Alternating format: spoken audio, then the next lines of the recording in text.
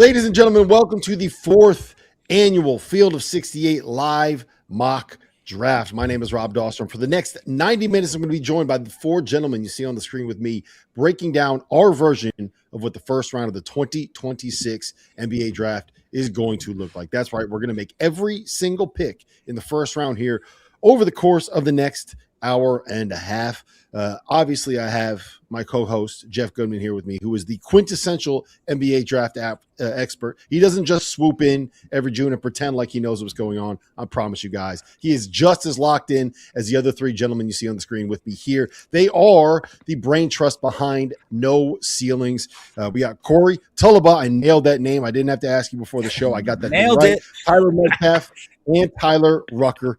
I'm gonna pimp something for you guys here. Go check out their draft guide. 80,000 words, more than 100 prospects, detailed breakdown, strengths, weaknesses, best fits, everything that you could possibly want from an NBA draft guide. These gentlemen and the entire crew over at No Ceilings, the best NBA draft coverage that you're going to find on the internet. I promise you that. I guarantee that. Even though some of the like the photos and the graphics were just okay. Rucker, I thought they were good. I thought they could have been a little bit better. Gentlemen, we have a lot to get to on the show. Before we start breaking down the actual draft itself, I want to hit on a couple things to kind of big picture this year's NBA draft. Goodman, I'm going to you first on this one. What is the biggest – you love storylines. You're a big storyline guy. What is the biggest storyline of the 2026 NBA draft? I mean, that this draft is awesome. Like, it is loaded. From 1 to 10, it's as good as any draft probably I've seen since I've been doing this. You've got obviously the debate between the number one pick and A.J. DeBonson and Darren Peterson. You got the debate between the number 3 and 4 picks, Boozer and Caleb Wilson. You've got all these point guards that are somewhere between 5 to 10. You got like 5 of them. You probably have 8 point guards that are going to go in the first round.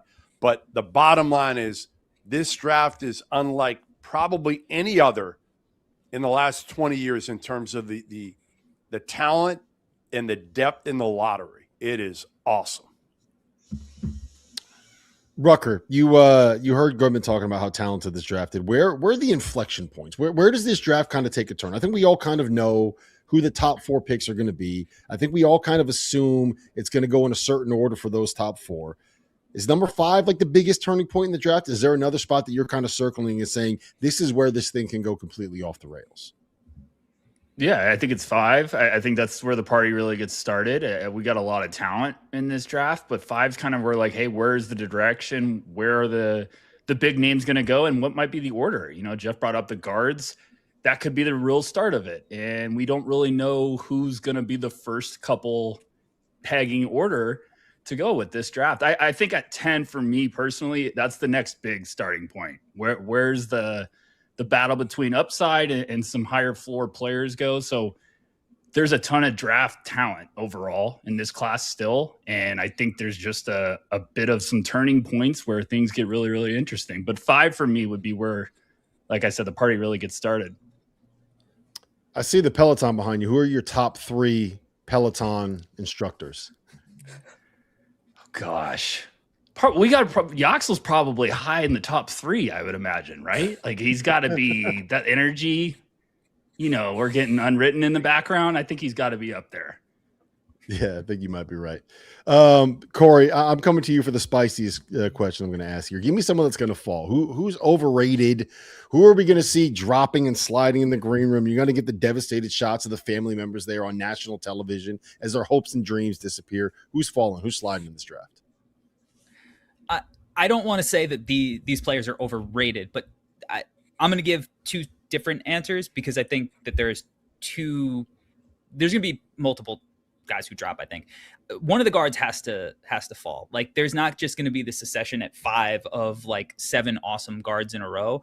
And I think that it could be either Wagler or Flemings.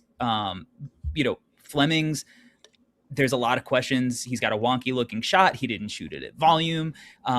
He wasn't great near the rim and he didn't draw contact. He's going to crush interviews. Like the kid is a superstar mind. Like he's awesome. And when I say fall, like I don't think these guys are falling out of the lottery. They're not free falling, but I think you could see him potentially fall out of the top 10. Keaton Wadler, similarly, like didn't measure great at the combine. You know, there's some real questions about him athletically. I know there's a lot of like noise about him potentially going to the Clippers. I don't see it personally. But obviously he's awesome. He had great positional size. Came out of nowhere. It's an amazing story. For him to just be considered in the lottery, that shouldn't be considered, dropping at all. But from where he's being talked about, I can see one of those two guys kind of being the guy who teams are like, oh, maybe they're our second option. But if this other guard is on the board, I'm going to go with them. And again, this is just of how far is it? Yaxel's old. And, we continuously see NBA teams bet on upside. You're starting to see like a ton of buzz for a guy like Kareem Lopez. And like, if you're going to be looking at Kareem, like positionally similar size guys, like Yaxel's there. Obviously Yaxel's awesome. I don't think he should fall, but we continuously see teams just bet on upside over the known commodity. So I can also see him having a little bit more of a fall than potentially he should. You mentioned Kingston Fleming's there at the opening. Apparently, you got to make sure you check your text messages. That's Jeff Goodman's favorite kid in the entire draft. You're not allowed to say anything negative about Kingston Fleming's. I think we're going to have to replace you on the show. Who are we subbing with? We got to find somebody here. We'll end with this, Metcalf. And we're going last names on the two Tylers, by the way, because it's too confusing to say Tyler and Tyler. We're going all last names on the Tylers. So, Metcalf, hit me with the one guy you think can get picked earlier. I'm going to let you be the nice guy here and say some complimentary stuff about someone that you think is going to get picked higher than the consensus. Yeah, and I'm going to sound like a broken record here because I've been beating this drum basically all year, and this is someone we keep seeing mocked in the 20s or late teens at the earliest. National champion, big man, not going with the Giant, not going with the Daimara, not going with the guy that Corey just mentioned who had one of the best statistical seasons we've seen in a while in Yaxel Lendeberg. I'm going with Merez Johnson, who I think could be one of the first big men off the board. I think he goes a lot higher than that late teens, early 20s range where we continuously see him kind of mocked because he's one of these guys who can do a bit of everything. He's one of the most versatile defenders out there. The offensive improvements that we've seen with him over just the last 2 years have been astronomical in terms of how much the game's slowing down for him, how much the shot has grown, how much the free throws have grown, how much the composure finishing around the rim and making passes out of traffic has improved. But then on the defensive end, every playoffs, we see how important rebounding on both ends of the floor is, how important physicality and that raw strength is, and how important being able to switch everything on the perimeter, be strong enough to battle in the post, be quick enough to defend on the perimeter. And that's exactly what Merez Johnson does. He doesn't have the sexiest numbers or, skill set, but he does everything that leads to winning basketball. And I think NBA teams are going to continue to fall in love with him because he does all of the stuff that your stars don't want to do. And he makes life so much easier for everyone else on the court. Yeah. Wouldn't it be something if that Michigan front line had three players that were picked in the top 15 picks, and the guy that everybody loved as the best player on that team, Yaxel Lendeberg, ended up being the third one picked out of that group. That's not a unrealistic possibility here. All right, let's get into it. 2 minutes on the clock, Dagan. Number one pick in the 2026 mock draft. Metcalf, right back to you. The Washington Wizards. Who are they taking and why? This is tough because I do think there's the clear top three guys: Darren Peterson, AJ DeBonsa, Cam Boozer. And I don't really think there is a wrong pick between those because I think all three of them fit really well with how that roster is currently constructed. The Wizards obviously made the big trades at the deadline for Trae Young and for Anthony Davis. Anthony Davis's future there is a little, let's say, up in the air. Who knows? So I do think all three of those guys fit with the older vets, with the younger core. But I just got to go with the best player on my board. I'm going to go Darren Peterson, shooting guard, freshman from Kansas. This is, I think, the best guard I've ever scouted since I've been producing content in the space. His two-way versatility, his shot-making versatility, his ability to play on or off ball, the fact that he put up some of the most impressive numbers from a freshman guard that we've ever seen, despite having a horrid year at Kansas, I think screams how talented this guy is. The playmaking wasn't good this year, but I think there's a lot more there as a secondary guy. I think he fits alongside Trae Young really nicely. I think he fits alongside Bilal Coulibaly, Keyshawn George, Alex Sarr, Anthony Davis really well. And with those already established pieces on the roster, I think he's going to be able to come in early, be that dynamic off-ball scoring guard, be that dynamic secondary creator, have the decision-making responsibilities a little more simplified for him, while also continuing to improve on the defensive end. So I just got to go best player available here. And for me, that's Darren Peterson. All right, I'm going to give you guys a little bit of inside baseball here, right? Because we have a group chat set up where if someone makes a pick and you think that there's you got to take on it, you think it's a little bit outlandish, send a message in the group chat. Let us know. Goodman, after that pick, just says, me, 3 exclamation points. So, Jeff, take it away, sir. Well, here's the deal, and Rob knows this.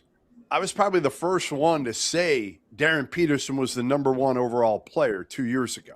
So I'm not saying I don't love the kid. I love his ability. I love his talent. I love all that. I question his competitiveness right now, and I'm not the only one.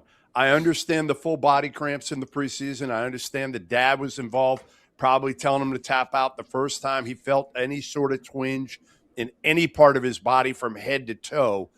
But again, we still go back to the fact that we did not see the same Darren Peterson this past year that all of us saw 2 summers ago. When, again, I thought he was the clear-cut number 1 player in the country at that point. And I'm just still worried. I'm just worried up here. I'm worried something up there. And again, I'm not going to say he's Markelle Fultz because he's way more talented. Way more talented. Again, he is the most talented player in this draft. But A.J. Debonta is the safer pick. I think if you're Washington right now, I think it's very hard right now to roll the dice on Darren Peterson and the questions with his competitiveness when you've got a guy like A.J. Debonta on the board, who to me is a lot safer pick with the upside of still being maybe a top 10 player in the NBA in a few years. Yeah, it's pretty crazy to say that A.J. Debonta is the safer pick. Corey, look, we got to talk through this. I want your opinion, Rucker. We're going to come to you afterwards. But Darren Peterson, number 1, do you agree with that? And is this something like, did you guys plan this? Was there like a no ceilings meeting that we weren't aware of? That we're going to throw, we're not even get through one pick before we throw things completely off the rails. No, I don't agree with that. With the Darren pick, I love Darren. The first time we all spoke together about these guys, I think I said, like, I think Darren might be the best shooting guard prospect since Kobe Bryant. And, you know, while he's still one of the upper echelon shooting guard prospects, I'm with Jeff. I don't know if I necessarily like question the talent, or I definitely don't question the talent. I do wonder a little bit if he went through so much emotionally and it affected, and with it affecting him, he was still awesome. So let's just get that out on the table. And this is a special draft. I do wonder, like, if there will be any lingering issues there.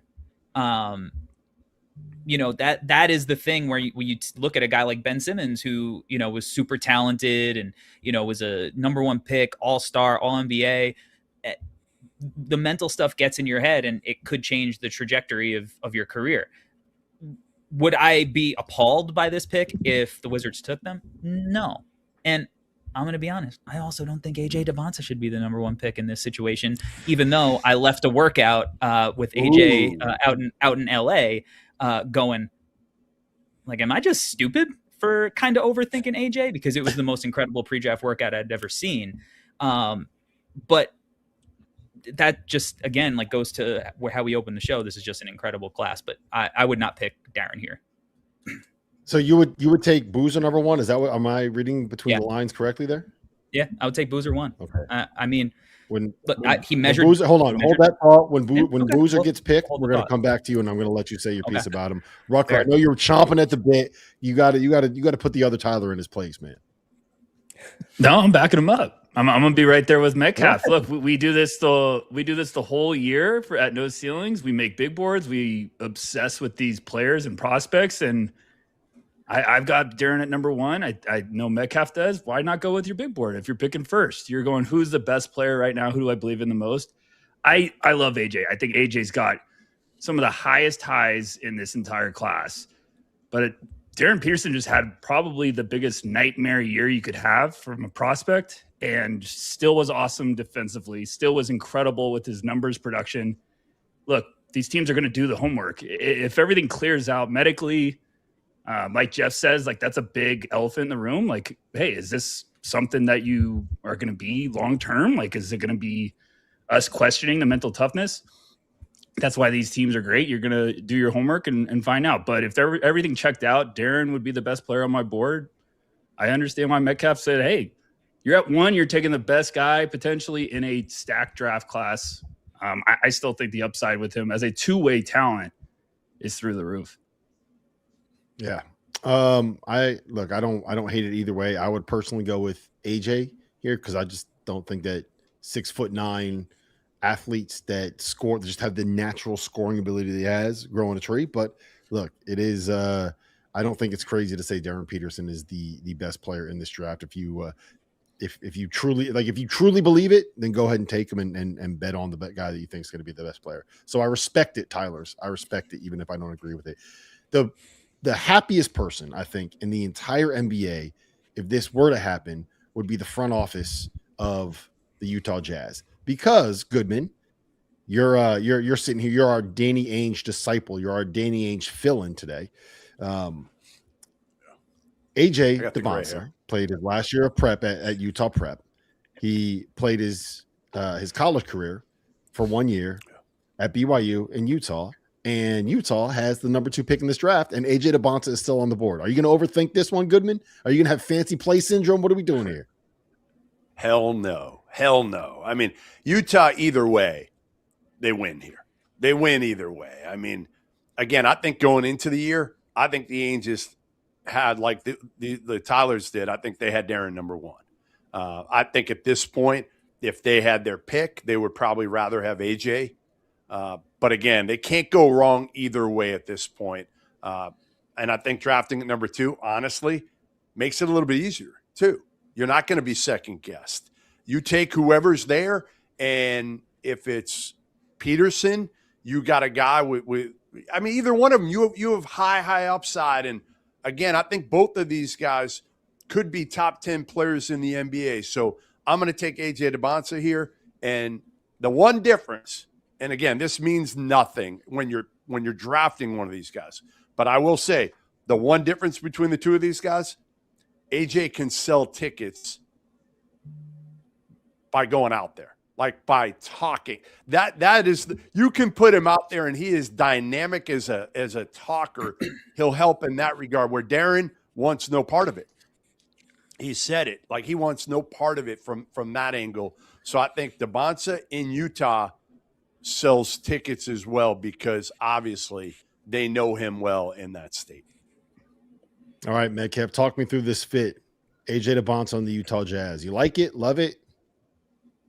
Yeah, you have to love it. And I think I agree with Jeff, where it's like whichever or whoever goes 1, I think it's a really easy pick at 2, and that's not trying to discredit Cam Boozer, because I think Cam Boozer has a very good argument at 1, but we just roster-wise, this team is loaded at the forward spot. They have so much talent there that it's almost a backlog, and bringing in AJ as that dynamic on-ball offensive hub just makes life so much easier for everyone else. And they have the size and the experienced defenders to help insulate him early on and try and improve the shortcomings that we saw this year at BYU and the inconsistencies on that end of the floor. So whenever you can get a guy, like we've all mentioned, that is 6'9", one of the most dynamic offensive prospects that has ever come through college, and can get his shot anywhere, whenever he wants it, it's really tough to pass that up. So I don't think that there's a wrong option with any of these top 3 picks, but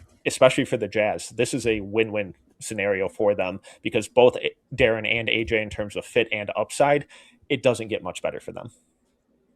Yeah. Yep. I agree. I mean, look, there's not a bad option if you're getting AJ DeBonsa or Darren Peterson or Campbell, whoever it is at number 2. You're winning in this draft overall. Rucker, you have the number 30 pick. You are the Memphis Tigers. Cam Boozer, Caleb Wilson, one Or of the the point guards. Or you could be the Grizzlies. Did we change our logo? Right. No. Rebrand. Hey, look, this is the college basketball podcast, man. John Martin's gotten in my brain. He's bored in there, and I can't get him out. Memphis Everybody Grizzlies. gets one. It's okay. Yeah, there you go. Rucker, who are you taking? Look, I think you're ecstatic if you're in the Memphis Grizzlies front office. You're probably still thrilled that you're up here at 3. And I think this pick is another one that you can't lose. You got 2 names remaining on the board. I love Caleb Wilson of North Carolina. I think he's going to get serious interest here, but I'm sprinting to the podium. This is an easy pick. I'm going Cameron Boozer of Duke. I mean, you talk about the analytics front office that Memphis has. This is also the film. Watching Cameron Boozer and putting him potentially next to Zach Edey is the mound of rebound. Like, these are going to be 2 gigantic forces that I think would pair perfectly down low. And for a team like Memphis that you're trying to kind of look for a new direction and also someone that could set the tone, be kind of that star with upside, with also being someone that, is going to keep this organization going straight. I think Boozer, Edey, and Cedric Coward, that's a great start to kind of get things rolling, not to mention a lot of the other pieces they have on that roster. So I think this is an easy pick for me, and I'd be sprinting to the podium for Cameron Boozer. Corey, floor is yours. Yeah, I mean, it seems like the Memphis Grizzlies are going to, walk right into taking the best player in the draft at number 3. Look, you guys know, he's won everywhere he's gone. And if not for, a really unfortunate mistake, how far does Duke go this year? And honestly, I don't think that Duke team was all that great. And he was what made them great because that's what he does. I mean, he said, if you want to hang banners, pick me. I mean, that is a bar. And he's right. He won every year of high school, deep into the tournament this year. He won an AAU. He broke, or he's number 2 all time for single season BPM behind Zion Williamson. Did that as a freshman. So he has the best statistical case of any prospect in the class. Measured in at right around 6'10" with a 7'1.5" wingspan at 250 pounds. And continuously we see teams fall in love with these sexy prospects, and there are some real sexy prospects in this draft. Like, this is an abnormal situation, but like, as much as you see like a Shea, a Jaylen Brown, a Tatum be guys who can drive winning deep into the playoffs, you also see these guys who maybe aren't looked at as sexy, Jalen Brunson and Luka, and Jokic, who just have like incredible minds and are super skilled and just have the intangibles and the variables that you can't measure. And that's Cam Boozer. Like, this dude is just all business. I think he's going to play way more on the ball in like a more wingy type role, stuff that we saw at times at Duke, a little bit more in high school. He's just, I don't think he has a flaw. And sometimes when guys don't have flaws, really, we think that they don't have the same kind of highs. And I just, like, when we look back, it might just be one of these situations where people go, I understand why we overthought it, but we kind of overthought this. Yeah, I actually think I agree with the take that Cam Boozer could end up being the best prospect in this draft. And I would have him closer to 1 than I think a lot of other people would. The Jalen Brunson comparison is perfect, I think, because it's another guy that had so much success winning at every level he's been. He won the state championship when he was in high school at Stevenson. He won the title when he was a freshman at Villanova, won the title when he was a junior at Villanova. I know that Cam didn't win the title at Duke, but I think that they were probably the second best team in college basketball overall on the whole last season. The questions about athleticism, what are they going to be defensively? How do they fit? Like, I see a lot of parallels there between Cam and Jalen Brunson. The son of an NBA player, right? So at some point, Goodman, a winner is a winner, right? A guy that wins just wins. And sometimes the best basketball player is the guy that always ends up winning. Yeah, I mean, Boozer's terrific. I don't think I'd take him 1 just because I'm not sure. Again, I know everybody says it, the upside. I just don't know if I see Cam Boozer being a top 10 player in the NBA. Maybe I'll be wrong.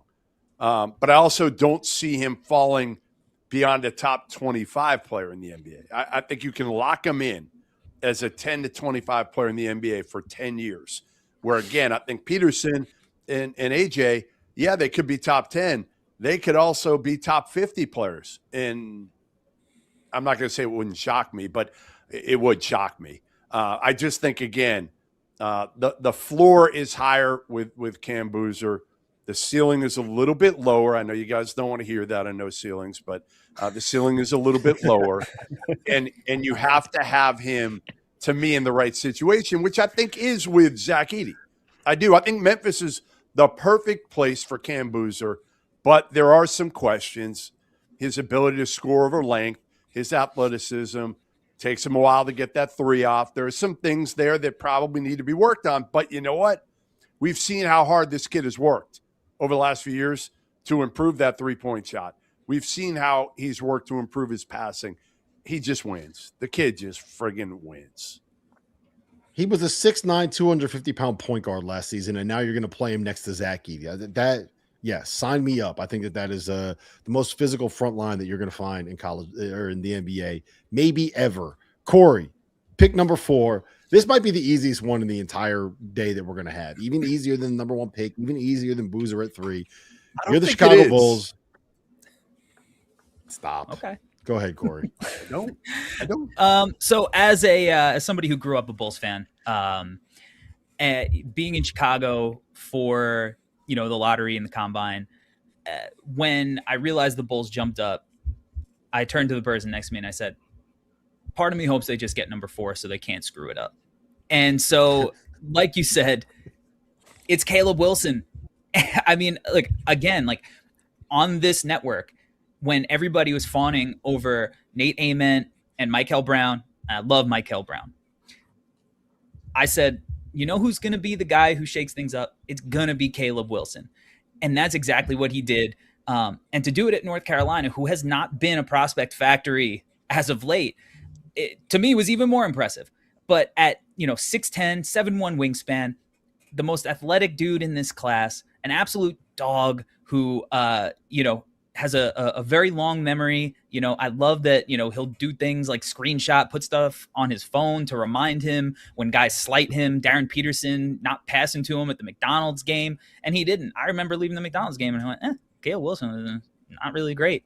So the fact that he has things to motivate him continuously. I loved even seeing how excited he got being at the finals, watching Jalen Brunson. This dude loves hoops. I think he's an awesome passer, and I think you're going to see more of that with spacing at the NBA level. I think the shot is going to get there. He'll never be an absolute sniper, but to me, as long as he takes them confidently, he's going to be fine. And I think he's going to, because he's a confident kid. I mean, to me, he's like a wingier version of Evan Mobley, who's got dog in him. The question with Evan Mobley all the time, it's is he okay with just being out there and doing stuff and contributing, but not actually forcing himself into the actions? Caleb's going to force the issue a lot of times. I love it. If they don't go with Caleb Wilson in this scenario, I don't know what I'm going to do with myself, and I'll probably be on a screen. Good, man. We'll come to you in a second, but I just have to say, I think the most no ceiling sentence I've ever heard in my entire life is that Caleb Wilson is a wingier Evan Mobley with dog in him. Metcalf, talk to me about Caleb.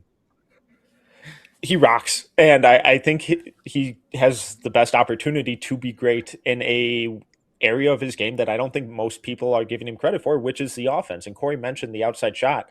I don't even think he needs to really shoot it from outside to be a good offensive player. The way that he gets downhill, how quickly he makes decisions, the way he works off of his pivot foot in the post and the mid-range, he creates really unique angles and covers a ton of ground just out of simple pivot moves in those areas. The mid-range jumper looks gorgeous, and then the passing with him is so much fun. And when you pair that with his ability to get downhill and get to the rim whenever he wants, it's a real weapon, both in the half court and in transition. I love the defensive playmaking. I think the defense needs a ton of work. I think his defense is so overrated. A lot of it is just pure hustle stuff. that is him making up for fundamental lapses on ball, or him getting caught ball watching and totally losing his man in movement or just relocating. So he has the tools to be an incredible defender, but man, the inconsistencies on that end of the floor are so frustrating, because he should be elite, but so rarely he is just zoning out and giving up way too easy of looks on that end of the floor. All right, Goodman, that leaves the door open for you. Tell me why Caleb Wilson should not be the number 4 pick, why the Bulls should take somebody else. Because Caleb Wilson is not going to be Kevin Garnett, number 1. He's not going to be KG. He could be a very good player in the NBA. I'm not sure he's going to be an all-star because, again, I just don't know if his shot's going to get there. And I agree the defense was overrated. He's so good. He looks so good because of some of the plays he can make with his hustle, with his effort, with his athleticism, but he's out of position a ton. But here's why. Because if you're Chicago, you draft for the guy you think has a chance to be a franchise player. You're not looking at position at all. You're looking at the guy you think has the best chance to be a guy you can build your franchise around, especially with the Bulls. And is it Caleb Wilson? And I'm playing devil's advocate here. I don't even know who it is of that next group of point guards. All I'll say is those guys are ridiculous. We'll get into it here with them soon. And is there a good chance that one of those point guards becomes a franchise point guard where Caleb Wilson will never, ever, to me, be the number 1 guy on an NBA team? That's fair. That's fair. I'll give that one to you. All right. I'm the number 5 pick. I'm the Clippers. So I will be making the selection here. And I think it's actually a little bit of an interesting spot, because I think if you are the Clippers, you kind of have to decide if you are going to keep trying to win with this roster that's kind of built around Kawhi Leonard, or if it's time to start maybe rebuilding. Maybe you move them on. Maybe you don't bring Brook Lopez back. Maybe use Darius Garland as trade bait to try to add some assets. Maybe you're picking one of these point guards to bring in to build around. If you really buy into Darius A-Cup as potentially a guy that can be the next great point guard coming out of the college ranks, then I think that's something that you would do. But given the year that Kawhi had last season, given the fact that you do have Darius Garland on the roster, I think the perfect fit there is Keaton Wagler. Even if I think he's probably still a year away from really contributing at the level, maybe 2 years away. He's got to add some strength. I think he's got to add some athleticism. But when it comes to being kind of a second side playmaker, when it comes to being a guy that can shoot off the catch, that can be a floor spacer, when it comes to being like that complementary piece next to a ball dominant point guard and an elite scorer, and you kind of ease him in that way, and maybe in 3 years, once he gets his feet under him, once he gets in an NBA strength and conditioning program, maybe he turns into Tyrese Halliburton. I don't think that that's the craziest thing in the world. I think there's upside there. I'd fit in pretty quickly, even if there is going to be a little bit of a learning curve. And I think that at this point, if you're the Clippers, it's too early to draft just on the best available. I think you need to draft based off the best fit. And I think that right now, Keaton Wagler, out of those next 4 guards, is probably the best fit. The other thing I would consider doing is trading down, because I think that maybe even Braden Burries might be a better fit there. But Rucker, am I crazy? Where do you stand on this? Who are you taking if you are the Clippers? Who should be the number 5 pick in this draft? Wow, you just threw a dangerous name with me. It was Braden Burries. I'm a huge Burries fan, but I think Wagler is still balancing the swing of upside, and I like the fit. Look, when you're drafting this early, I know everyone likes to say, like, hey, we're not focusing on fit. Well, the upside and fit with Wagler is pretty easy. I agree. I think the conditioning and strength part is going to take a while. He's thin, but he's also 6'6", with that type of shooting and footwork ability. Like, this is a really rare prospect. If there was one other name I would be considering there, it would be Burries. I think Burries is one of these guys that we're watching the NBA playoffs. This guy could be playing in the playoffs. He's that tough. He's that versatile. 5 a reach? Would you take him at 5? I don't think so. Oh, yeah. I would take him at 5. I think he's worthy of that conversation. I know he's an older freshman. That's what people are going to obsess about, but he's also 6'5", with power, and knows how to impact the game in a number of different ways without scoring. So I think the Clippers are in a good spot there. I think you can't go wrong with what's remaining on the board. You just have to don't get fancy and try to move down to target something. I think you just take a guy up there and be happy about it. But I think Wagler, Burries, you can't go wrong there. Corey, it looks like you got to take. Yeah, I think you can go wrong. I would take Michael Brown. That's Why? it. That's a guy I would take. I think that there is a non-zero chance that Michael Brown ends up being the best guard that comes out of this draft when we look back on it. I'm not saying I think that's going to happen. Because I think Darren's special. I'm just saying that there's a chance. I mean, for one, he had a really inconsistent season. And sometimes, when we look at something like that, we get a situation where Tyrese Maxey drops, and because we all overreact to shooting samples on, a limited number of games, and I understand concerns with his back. All of us were at the No Ceilings Airbnb. We watched him give his mom a piggyback ride at the combine. He got cleared, medically. I think he's going to be fine. The volume shooter who can knock down free throws at an elite level, make plays at a high level, get to the free throw line, don't come around often. It's like there's a very specific stat query that I use, and it's like Michael, Steph, and Trae Young. And you look at that with his inconsistencies to still be up with those guys. And then you add on the fact that like the 3-point shooting, I think, is undeniably going to get better. Like be it, a shot selection fix, or just, he just was inconsistent. He was in and out of the lineup and shots didn't drop. But you saw what at his peak, his highs were as high as anybody else. He's a real deal athlete. He's got real size at like nearly 6'5" in shoes with a 6'7" wingspan or 6'8" wingspan. To me, like his upside is outrageous. You could play him on the ball, off the ball. He's got a killer mind. He did a film session with us. Just such an impressive person. I think he's like an all NBA caliber talent. All right, Goodman, I know you love Michael. When he gets picked to keep this thing moving, I'm going to come to you after he gets picked so you could say your piece on Michael Brown. The 6th pick, Metcalf, we're going to you. Brooklyn, who are they taking? I know we can just turn this into the Michael Brown hour because I'm taking the best point guard in the draft. I'm going Michael Brown. I don't care that they took a billion point guards last year. Ben Surf, Nolan Traore, they had flashes. None of them did anything that screamed, yes, franchise point guard right here. I cannot draft another point guard. You weren't at the Nassau Coliseum for the Long Island Nets, though, were you? I'll leave that one be. Yegor had a great year. He's more of a wing, it's looking like. And I think Michael, just echoing everything Corey said, the combination of size, athleticism, ability to get downhill, get to the rim, draw fouls, finish through contact, shoot off of movement, off of pull-ups, off of the catch from 30 plus feet. I know the shooting was a little streaky this year. I chalk that up more towards shot selection and shot difficulty because the attempts that he was taking were very different than 99% of college players, where he was really pushing the limits. And he continues to when Corey and Albert did their film session with him, he was constantly echoing. There's like, no, like I practiced these shots. I did not take a single shot in any of these games that I did not practice.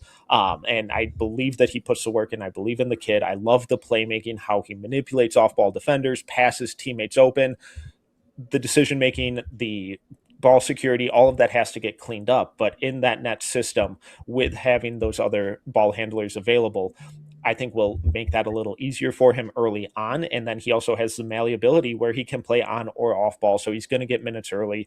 And I think is the best point guard in this draft. Go ahead, Goodman.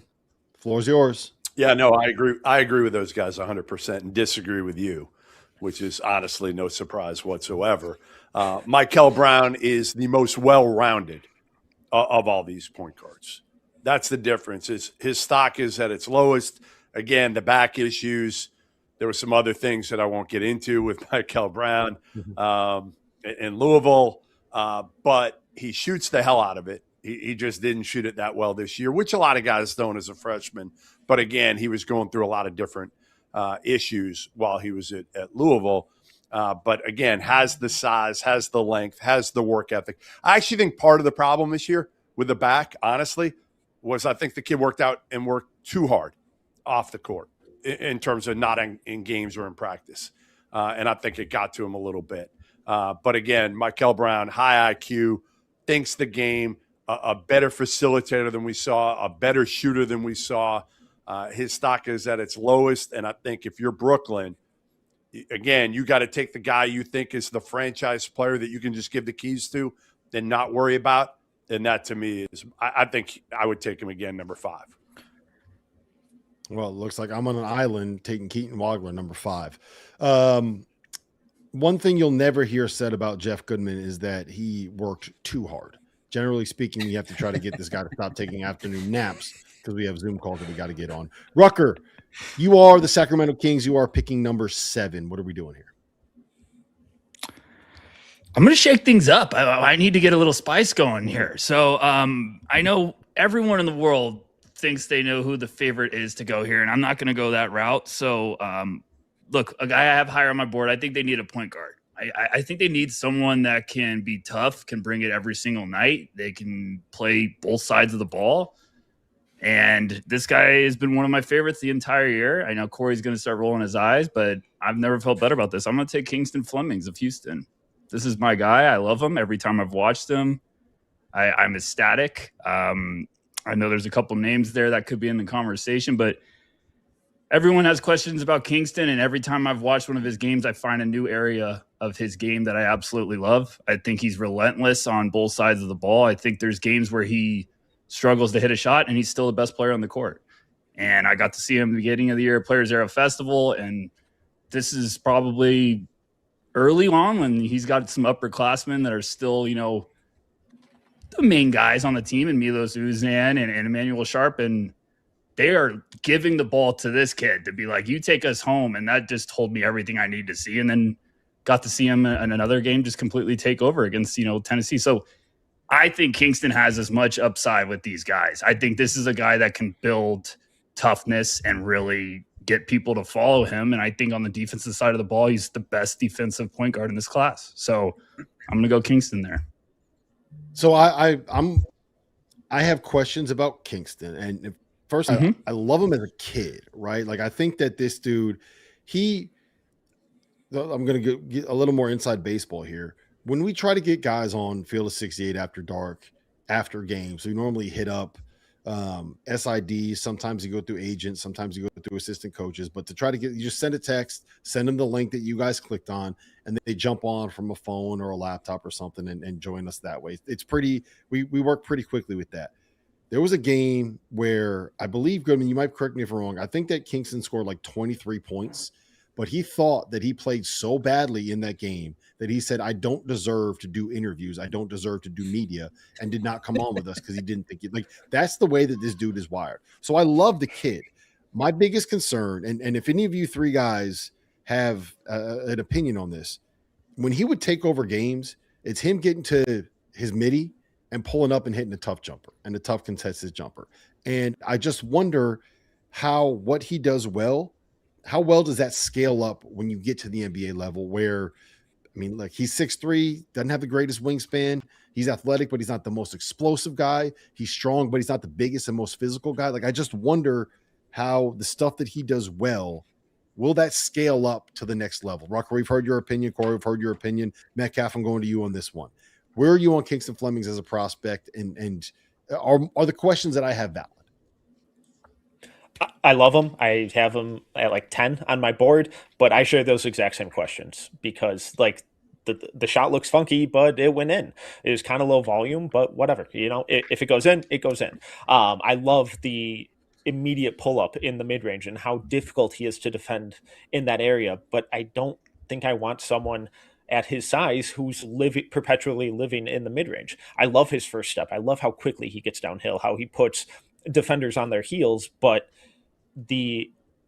with how rarely it resulted in free throws or him actually getting all the way to the rim or him consistently finishing at the rim, it does worry me. So I share those exact same questions that you raised, Rob, where it's like, all right, is this you living in the mid range, you living off of these nasty like 12 to 18 foot jumpers?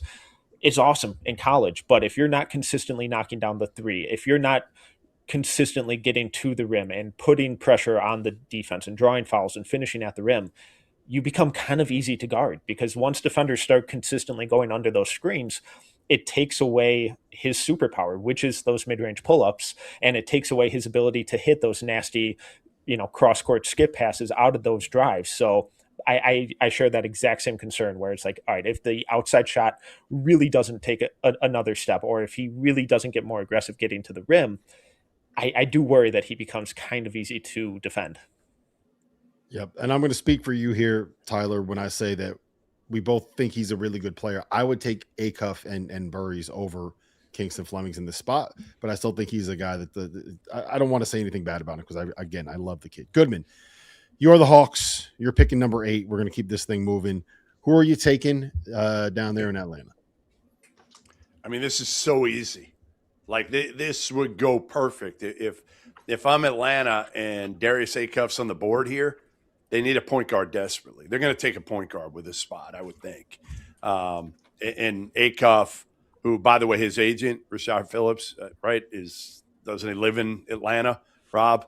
I mean, there's plenty of ties here as well. But Acuff he was so good this year, and nobody expected the type of year he had. Nobody expected him to shoot the three like he did, to play under control with the poise, take care of the basketball, all of that. The only negative was his defense, and obviously that's got to get better in the NBA level, but he also had so much on his shoulders offensively down there at Arkansas that it was going to be tough for him to play both ends of the court at that high level. So to me, Atlanta, this is a layup for me. Acuff, the toughness, he fits in with what they already have there with Jalen Johnson, some of their other guys, and great pick here to me for Atlanta if they can get Acuff. You sound like you're on Rashad Phillips' payroll. Yeah, he didn't play much defense because he couldn't. He was playing too much offense to play defense. Corey, I think Acuff is the guy with the point guard with the highest ceiling in this draft. And it's not just because every Cal guard that we see get picked ends up being better than where they get drafted and better than what the projection is, and they end up being better in the NBA than they are in college. So if Darius Acuff is better in the NBA than he was in college, like, we might have the greatest point guard of all time on our hands here with the number 8 pick. Shout out to Yoda. First off, yeah, I love Darius Acuff. You're not gonna find me like really disagreeing even about the defense. I think he's a capable defender who was unwilling. Is how I would classify him as a defender. But as an offensive player, he was Teflon this year, man. Like, he got better in conference play, and he wasn't playing in the MAC. Like, he didn't really share any major flaws. Like, you could nitpick, certain things that he did. He wasn't like the best finisher out of all the guards, but he was still really good. He didn't seek out contact the first part of the year, but over the last 10 games of the season, he was getting the line 11 times a game. He was doing all of this too, like on a bad ankle, where he was in like a boot or whatever. I mean, if he ended up dropping to 8, he would make a ton of sense for this Hawks team who, you watch the playoffs, like, CJ was fantastic in that series. He's on the older side. Nickeil Alexander-Walker is awesome. They got him on a great deal, right? Like, he would be an awesome backcourt mate, because I don't think he has the point guard ability that they need. So if he was on the board, I think, yes, this would be an incredible pick for them. His offensive season is up there with, basically any freshman guard ever. But I will say, I could see them going a different position as well if Acuff wasn't on the board. I think center would be on their mind as well. Would you take a Daimara there if you were looking for a center? Is he the best center on your draft board? Yes. Yeah. He was. They need rim protection. They need rim protection desperately as well. So you're right, but I think the point guard is probably even more of a necessity. And to take for sure. I think that'd be a tough decision, though. That'd be a tough decision. But Acuff, I think Acuff's I honestly don't think it would be. If you can get Darius Acuff with the number 8 pick, I love a Daimara, but if you can get Darius Acuff at the number 8 pick, I think it's just insane to pass that up. And I think Adai Morrow is going to be a really good NBA center, but I think it's crazy to pass that up. I'm the number 9 pick. I am Mike Schmitz, which is wild because literally 10 years ago, like Mike Schmitz might have said yes to being on this draft show.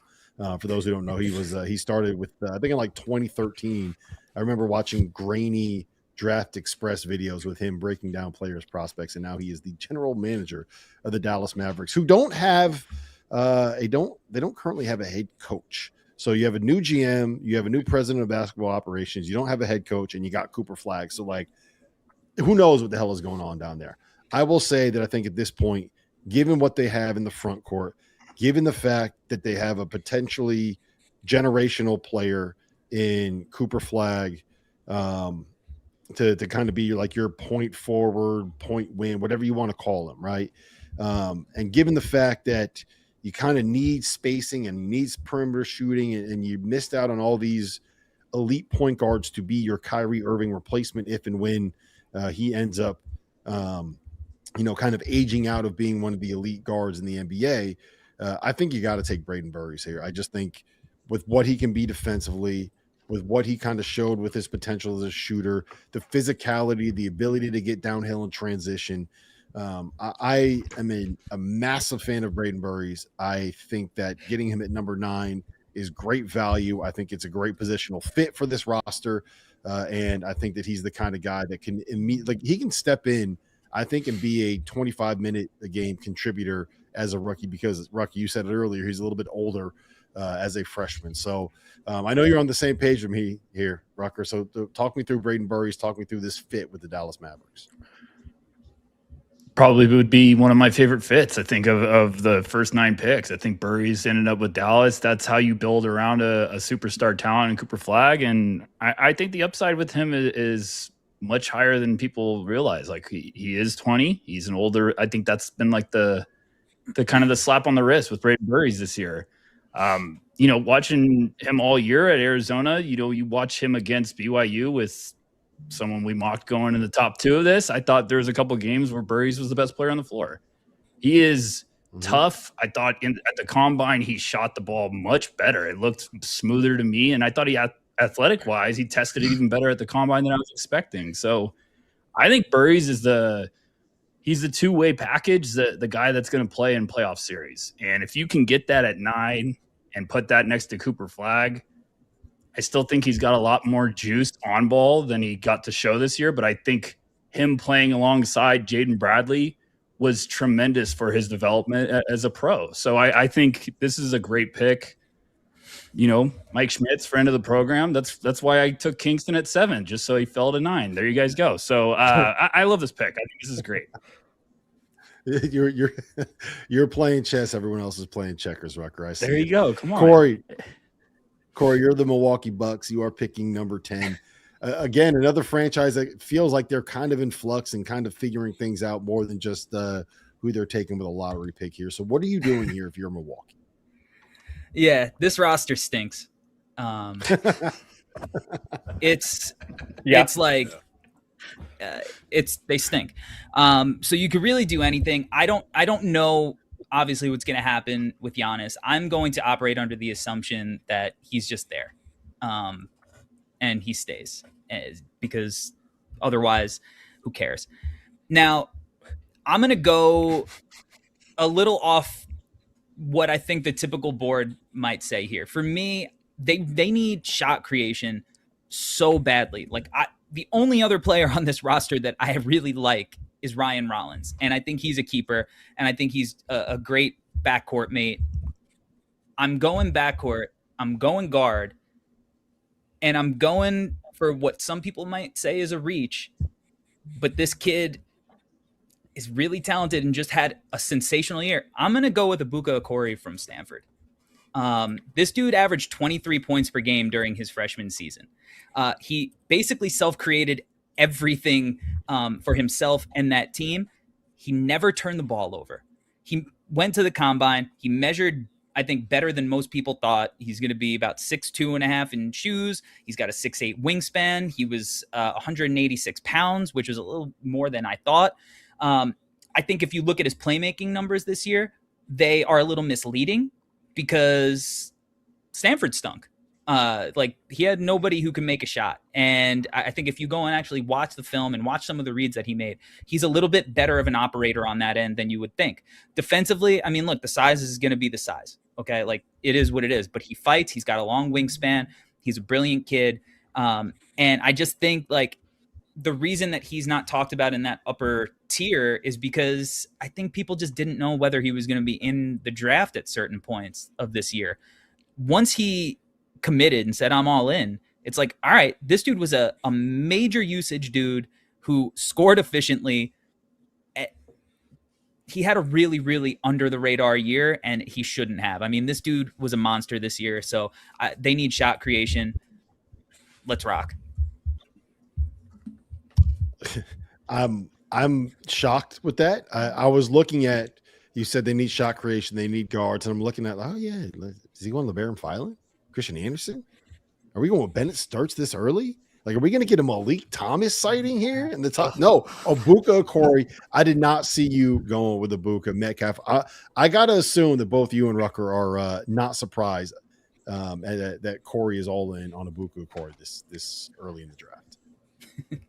Yeah, and I knew that once he started setting it up like it was going to be Phylon, I'm like, it's not going to be Phylon. I know this because Corey hates LeBaron Phylon. And I was like, okay, it's either it's going to be Sturts or it's going to hates him, can't stand him. It's like, all right, it's going to be Sturts or it's going to be a Corey. And I kind of like the Corey wild card. It's rich for me because I do have a lot of questions about the shot. I think the mechanics are kind of funky. I think it takes forever to get off. It's like 35% on mediocre volume this year, but the dude had to do everything on Stanford in terms of shot creation, in terms of playmaking, in terms of scoring, in terms of defensive playmaking.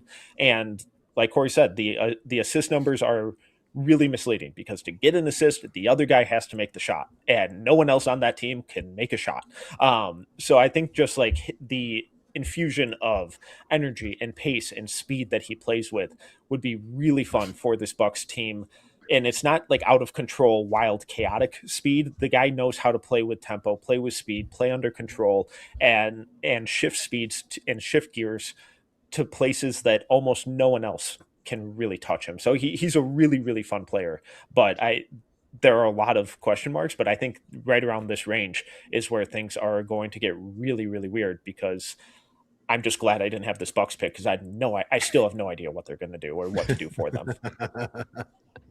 It's wild. Ibuka Corey picked Stanford over Harvard when he was picking colleges, and now we have him going as a number 10 pick in the draft. Goodman, go ahead. It's been like 8 minutes since you talked, and I know that you can barely go 8 minutes without speaking, so go ahead.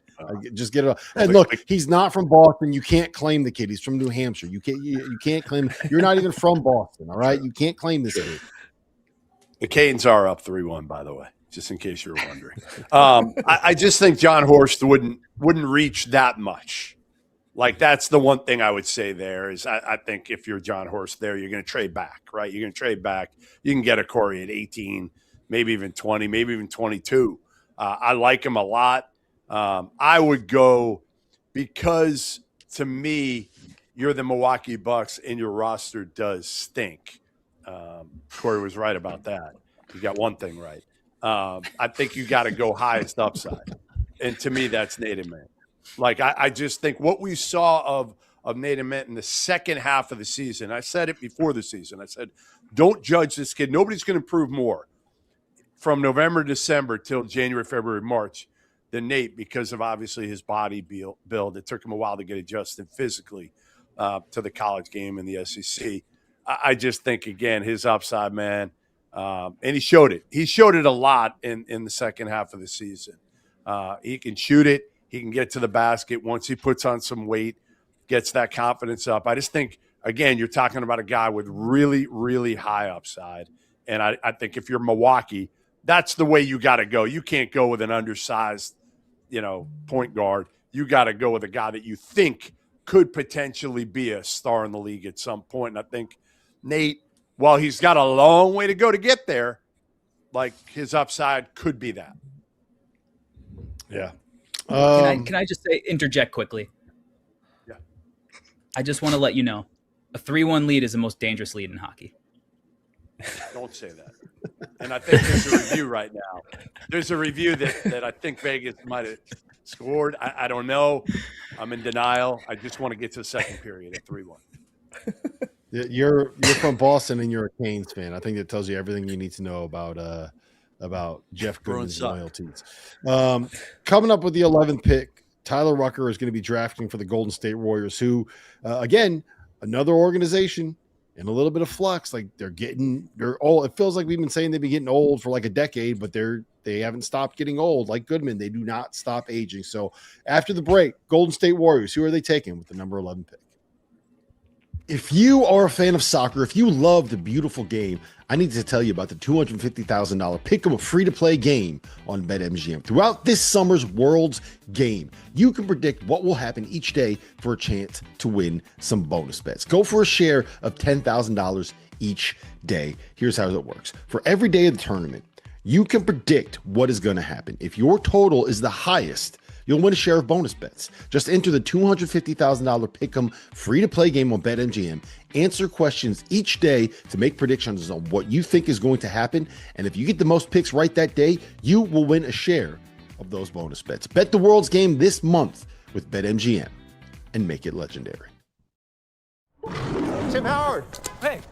If I place a bet in the U.S. game and the U.S. scores? Oh, you can get a share of $500,000 of bonus bets. Tim, it'll help. What's the 2-up early payout? Up 2 goals. Instant win. Who do you like in the late match?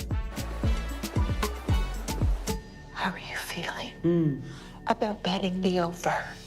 Make it the summer of soccer. BetMGM. Make it legendary. Win a share of $500,000 in bonus bets every time the U.S. scores a goal. Well, welcome back to the Field of 68's 2026 live NBA mock draft. Rob Doster, Jeff Goodman, Corey Tulaba, Tyler Rucker, Tyler Metcalf, the brain trust behind No Ceilings NBA. We are heading into the 11th pick. Just to recap our top 10, it hasn't been that crazy. Darren Peterson, number 1, was a little bit of an outlier. AJ DeBonsa, 2. Boozer Wilson at 3-4. Keaton Wagler, Michael Brown Jr., Kingston Flemings, and Darius Acuff was the order that our point guards went. Then we have Braden Burries at 9, which I think everybody on the planet has mocked. And at number 10, Corey Tulaba went completely off the radar with Ibuka Okori of Stanford. So is it going to be this crazy moving forward? We'll see. Tyler Rucker, Golden State Warriors. Who are you taking? We've done 10 picks, and I feel like this is where this could be the most interesting pick of the first round. I have no idea what direction Golden State's front office wants to go in. I think you can swing upside here and have some real fascinating talent on the board still, or you could try to get someone that really could help get this team going right away. And I think if Golden State wants to kind of push, hey, let's make one last run at this with Steph, with Draymond, whatever you want to do. If they're going to be in every trade rumor possible, we'll find out. But I'm going with a guy that I think this is great value here. I think he would be a perfect fit for the Warriors. I'm going to go Yaxel Lendenberg. Rob hit it at the age, guys. Well, let's get the old guy to the Warriors, and I think his fit would be fantastic with this team. And this is also a guy, I think, with that locker room, I think he could fit perfectly. He won't be intimidated by the moment. Jimmy Buckets, whatever the Warriors want to do. But I think this is the danger zone of the draft where you could swing upside and it could get ugly, or you could get guys that you know what their role is and that they're going to be playing for a long time. I think Yaxel Lendenberg, despite some of the questions he might have, we also think he might go later. I would just take him. I think this is a great pick for Yaxel and the Warriors. I think this would be a great marriage.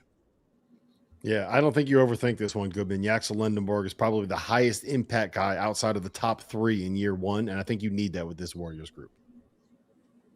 Yeah, I mean, Steve Kerr's probably only got a couple more years. Steph's got a couple more. Jimmy's been hurt a bunch. Draymond's at the end of his line, whether it's another year or two. So you're playing for now, and who's more ready than Yaxel? I agree with this. I like the pick. I think if you're Golden State, yeah, like you said, you could roll the dice and try to take a flyer on a guy that you think could be a big time player. I'd rather just play for now and see what you can do over these next 2 years while the window's open a little bit. Yeah. Is the window still open? That's probably a question for a different podcast and a longer show, because I think we could probably spend an hour talking about whether or not Golden State's window is still open. I'll tell you whose window is open. That is the Oklahoma City Thunder. They're drafting 12. I think beyond like who you take with number 12, if you're the Thunder, Metcalf, is like, what are you doing now that you've seen San Antonio beat you in the playoffs? Like, are you just saying that we didn't have Jalen Williams, we weren't healthy, or missing our second best player? Are you going to try to retool some things? Are you going to try to move Chet? Because like that wasn't a great sign what we saw in the Western Conference Finals. So what are you doing here at 12 if you're the Oklahoma City Thunder? I'm not going to move Chet. I'm not going to be that reactionary. It is horrible. But what I am going to do is get some toughness and some physicality and some nastiness in that front court to go alongside Chet.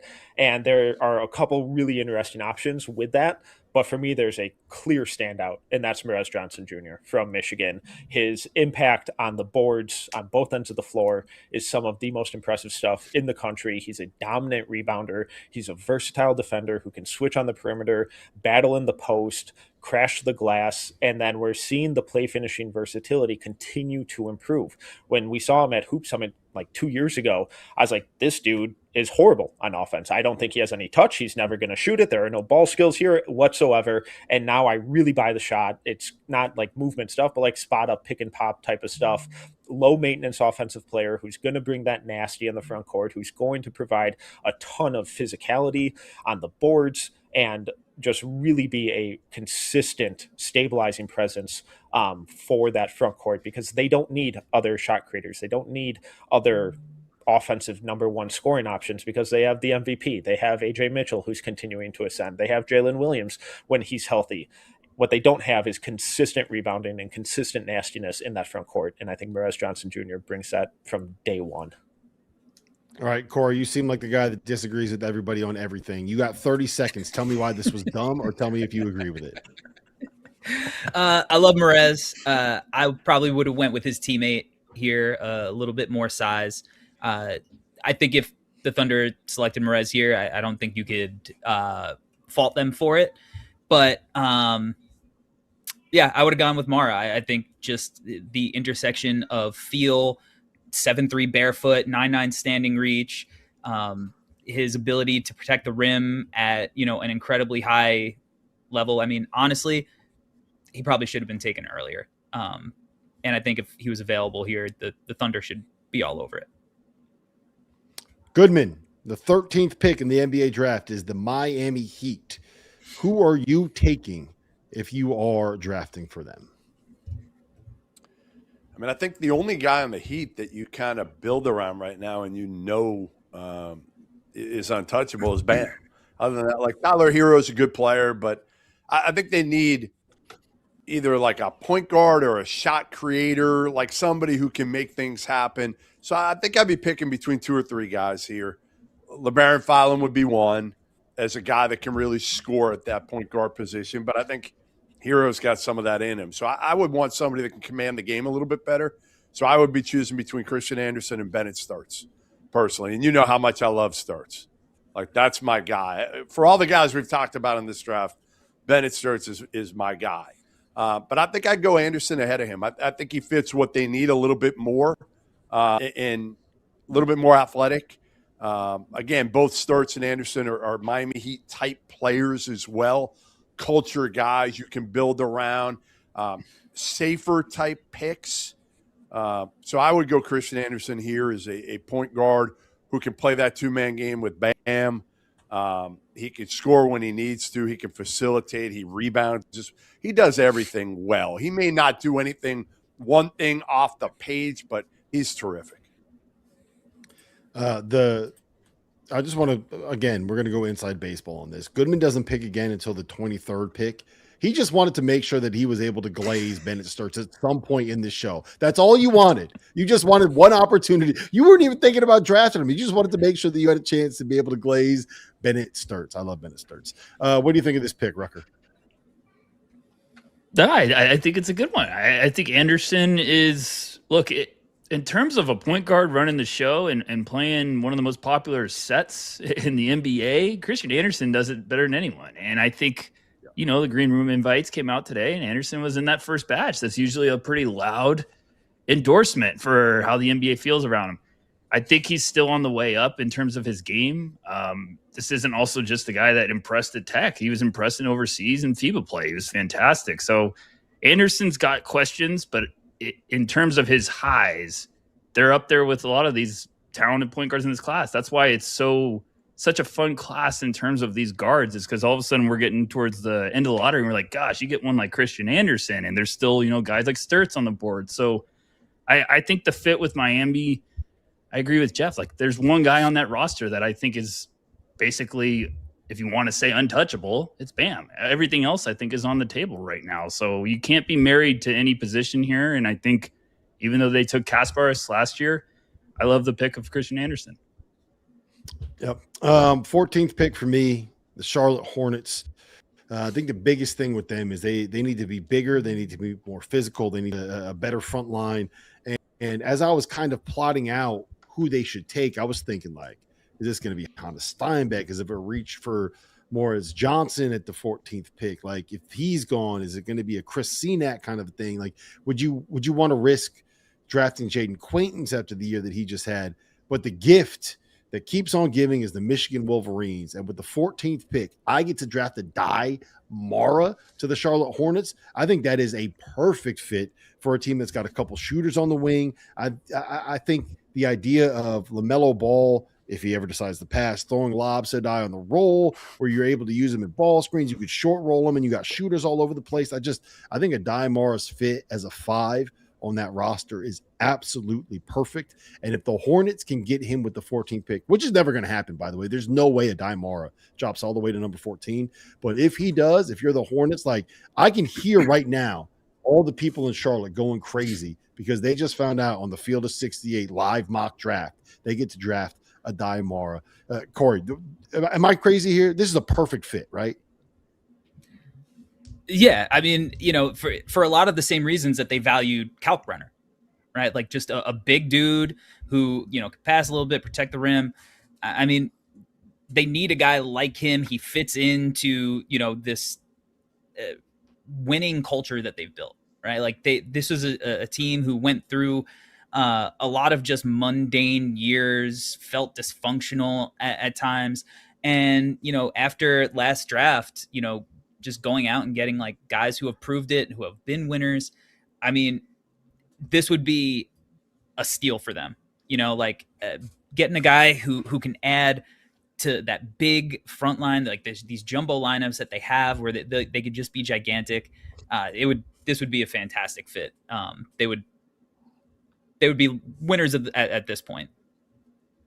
Yeah, they might even be the biggest winners of the first round. They might even be the biggest winners of the lot, even a bigger winner than Ibuka Okori going number 10. He's about to make $15 more million than he thought he was going to make on NBA draft day.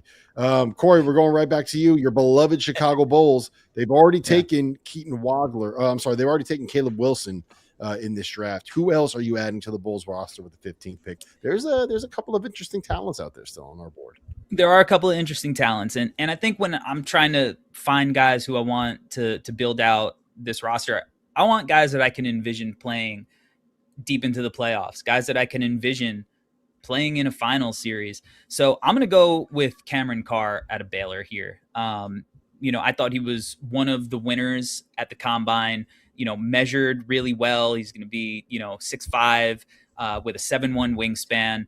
We knew he wasn't, super strong. It would be the nicest way to put it, but I can envision him playing the role that a Devin Vassell is playing, that a Mikal Bridges is playing. Really interesting intersection of legitimate athleticism, guy who had over 50 dunks, had a block percentage over 3.5, shot over 10 threes per 100 possessions. This is a guy that I really liked coming out of high school. It didn't work out at Tennessee, but I thought he had a great year this year, played the first scrimmage of the combine, scored 30 points, showed all of that. And, when I went to P3 in Santa Barbara during the pre-draft process, he was there working out. And the guys at P3, which, it's a sports science gym, who just do the craziest, stuff with these guys. They were like, this is the dude who like people are sleeping on. He's going to blow up after the lottery. So if the Bulls walked away with Caleb Wilson and Cam Carr, two guys who fit the slap philosophy that their new front office believes in size, length, athleticism, physicality, like I would be enthralled. Slap philosophy is what Goodman believes in when people don't listen to him. Just a little snack. Metcalf, what do you think of Cam Carr and Corey reaching again? I'm really glad that he showed some restraint based on some of the other mock draft exercises that we've done at this spot in the past. I love Cam Carr. I don't think anyone had a better combine than Cam Carr, and obviously a couple days at the combine doesn't outweigh the entire season, but that Baylor program was rough to watch this year, and Cam Carr was not the reason why. He had to take on so much more offensive creation responsibility than he should have, and once he's pivoted more back into that 3-and-D role, he's an absolute sniper from behind the arc, has legitimate bounce, isn't afraid of contact around the rim, and really versatile and explosive defensive playmaker. So like when we're looking at 3-and-D wings in this class, it's really just him. Like the wing class, this wing class outside of like the top two guys, it's bad. And Cam Carr is kind of the prize of just like that 3-and-D wing. Yep. Rucker, we're going back to you for the Memphis, don't call them Tigers, the Memphis Grizzlies. They already have taken Cam Boozer. They got Zach Edey. At some point, they probably have to figure out like whether or not Ja Morant's going to be the long-term fixture there. What are you doing if you are the Grizzlies in this spot?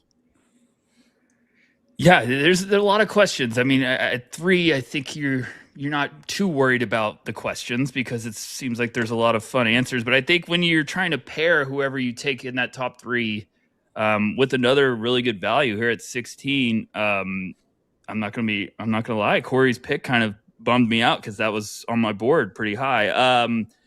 I think you could go a couple routes. You could either try to draft for down the road of trying to fix the situation with Ja Morant and like, hey, if you think you're going to move on, maybe you could target that position here. I think LeBaron Fillon would be a name I consider. I really like how he is on the offensive side of the ball. I think with that foundation with Boozer, with Edey around him, that might be a really good fit. But I'm going to go another direction. I think this is a team that needs to build the trenches. And I know I took Cam Boozer. I know I got Zach Edey. But I think you gotta still build out this roster. And I think Hannes Steinbeck would be the guy that I go here. I'm going to add more rebounding. I'm going to get some depth. And I'm also get some insurance for Edey. If the injuries keep popping up, now you still have 2 great guys that you can put in there and survive. So I know this might be drafting a little bit more of BPA for me because I have Hannes high up on my board, but I think this is a pick that would make a lot of sense in terms of like looking forward and building out the depth of this roster. So I'm going to go Hannes Steinbeck. Goodman, is that do? Would you be taking Hannes Steinbeck in the spot? I wouldn't. I would go more for need. I mean, if you have Boozer and Edey, I think you just got to say like, hey, we're hoping Zach Edey is healthy. And I think there's just so many more pressing needs for the Memphis Grizzlies, not Tigers, Rob. To me, you got Fallon, you've got a Bennett Sturts, you've got other guys there that I think can help you immediately. I don't think Sturts fits again with Boozer and Edey necessarily. I think you need a more athletic guy, and that's where I'd probably go Fallon with this one. All right. The number 17 pick in this draft is the Oklahoma City Thunder, Metcalf. And we still have some pretty big names on the board. We have Nate Amen available. We have LeBaron Fillon available. We have Goodman's boy, Bennett Sturts available. Chris Senack, Jaden Quaintance. What are you doing if you are the Thunder in this spot? I'm looking at taking a home run swing where hopefully a couple years from now it really hits and he turns into a potential superstar like a lot of people thought he was coming into the year. I'm lower on him. I think he's still very theoretical. I know Jeff sang his praises earlier. I'm still kind of skeptical, but having 2 first-round picks makes it a little more palatable for me. I'm going to go Nate Amen because if he really does hit, then he looks like the biggest steal of the draft and already addressing a major need earlier and having that flexibility with 2 first-round picks, I feel way more comfortable about it, but also going into a culture and an area where he is going to get better. They do such a good job of developing young guys and teaching them how to play and teaching them how to make an impact and play winning basketball while also getting on the court early in controlled situations. I think it's a really good situation for him to improve where he needs, and a awesome lottery ticket type of pick for the Thunder, even if I'm a little lower on him in general. Yeah, I think this is a home run. This is another guy that kind of slipped in our exercise here, but I mean, Goodman, I know you love Nate Ament, so I'm going to come right back to you on this one. Like this is just, you put him in the Thunder, and I would feel very comfortable about him getting pretty close to what his ceiling is. Yeah, and they don't need him. They don't need him right away. I mean, they can develop him and wait for him, and even if it's a second contract guy, like I think it's the perfect spot for Oklahoma City. Although I will say this, after watching, the injuries happen, with Jalen Williams and how much that affected them, I mean, they definitely need another guy that can score now and take some pressure off of Shea. But this is, I mean, Nate Ament could be that guy in a couple of years. Yeah, it kind of feels a little bit like Dylan Harper ending. It's not the same, but Dylan Harper ending up on the Spurs, where it's like it's maybe not the perfect fit, but you just can't pass up at a talent like that, and you put them in the kind of culture and the developmental system that you have with that organization, and it's just he's gonna end up being awesome if he's there. So that's another steal. I'm picking again with the Hornets at 18th. We already got a gift down there in Charlotte in the Dai Mara at the number 14 pick, so that plugs some of the holes. I think big wings is probably the next thing that I'd be looking at, and specifically someone that can kind of play that 3-4 role. Like, I don't know if a 6'6" Miles Bridges is necessarily the long-term answer in that spot, and I don't know if he's the perfect fit. I'd be looking to add a little bit of depth in that spot. It's like the first forward off the bench for him tends to be Grant Williams, and if Miles Bridges is 6'6" and Grant Williams probably 6'5", so I would be looking at Allen Graves, and I don't know if this is a reach. You guys can tell me this is crazy, but I think Graves is a guy that checks a lot of boxes when it comes to what he can be defensively. He's a shooter, he's a playmaker, he's someone that was a little bit off the radar because he was a freshman at Santa Clara this past season, but I think the reason why he found his way into the draft instead of entering the portal, where he probably could have commanded $5 to $6 million a year if he decided to stay in college and really pursue that avenue, is because he knew he had a very real chance to be a top 20 pick. I'm taking Allen Graves at number 18. Which ceilings, guys. Who's got the hottest take on Allen Graves? I know one of you's got a hot take on this. Corey, is it you? Metcalf, Rucker, who's got the hottest take? Someone tell me why this is crazy to take him this high. Well, both of them will tell you that. How much time do you got? He was the worst. He was the worst athlete at the combine and can't dribble. So the 6'9" great rebounder, spot up shooter. It's an easy sell. And in this situation where he's not having to do anything on offense because LaMelo, Kahn, Brandon Miller, they're running the show, and all he has to do is stand in the corner and rebound and play off of a Daimara as well. I think this situation makes a lot of sense, and that sales pitch, the baseline for him, makes a lot of sense. But I think his defense is so overrated. He's a bad athlete. Every time he dribbles, it turns into a post up, regardless of where he is on the court. So I struggle with Graves. It's a good thing. The good news is that you will never ever have to dribble as long as LaMelo Ball is on the court, because he will do all you got to do is just catch and let that thing fly, and he can catch and let that thing fly. So go ahead, Rucker. I know if you go ahead, you got 30 seconds. You got 30 seconds to poo-poo this pick. That's it. 30 seconds.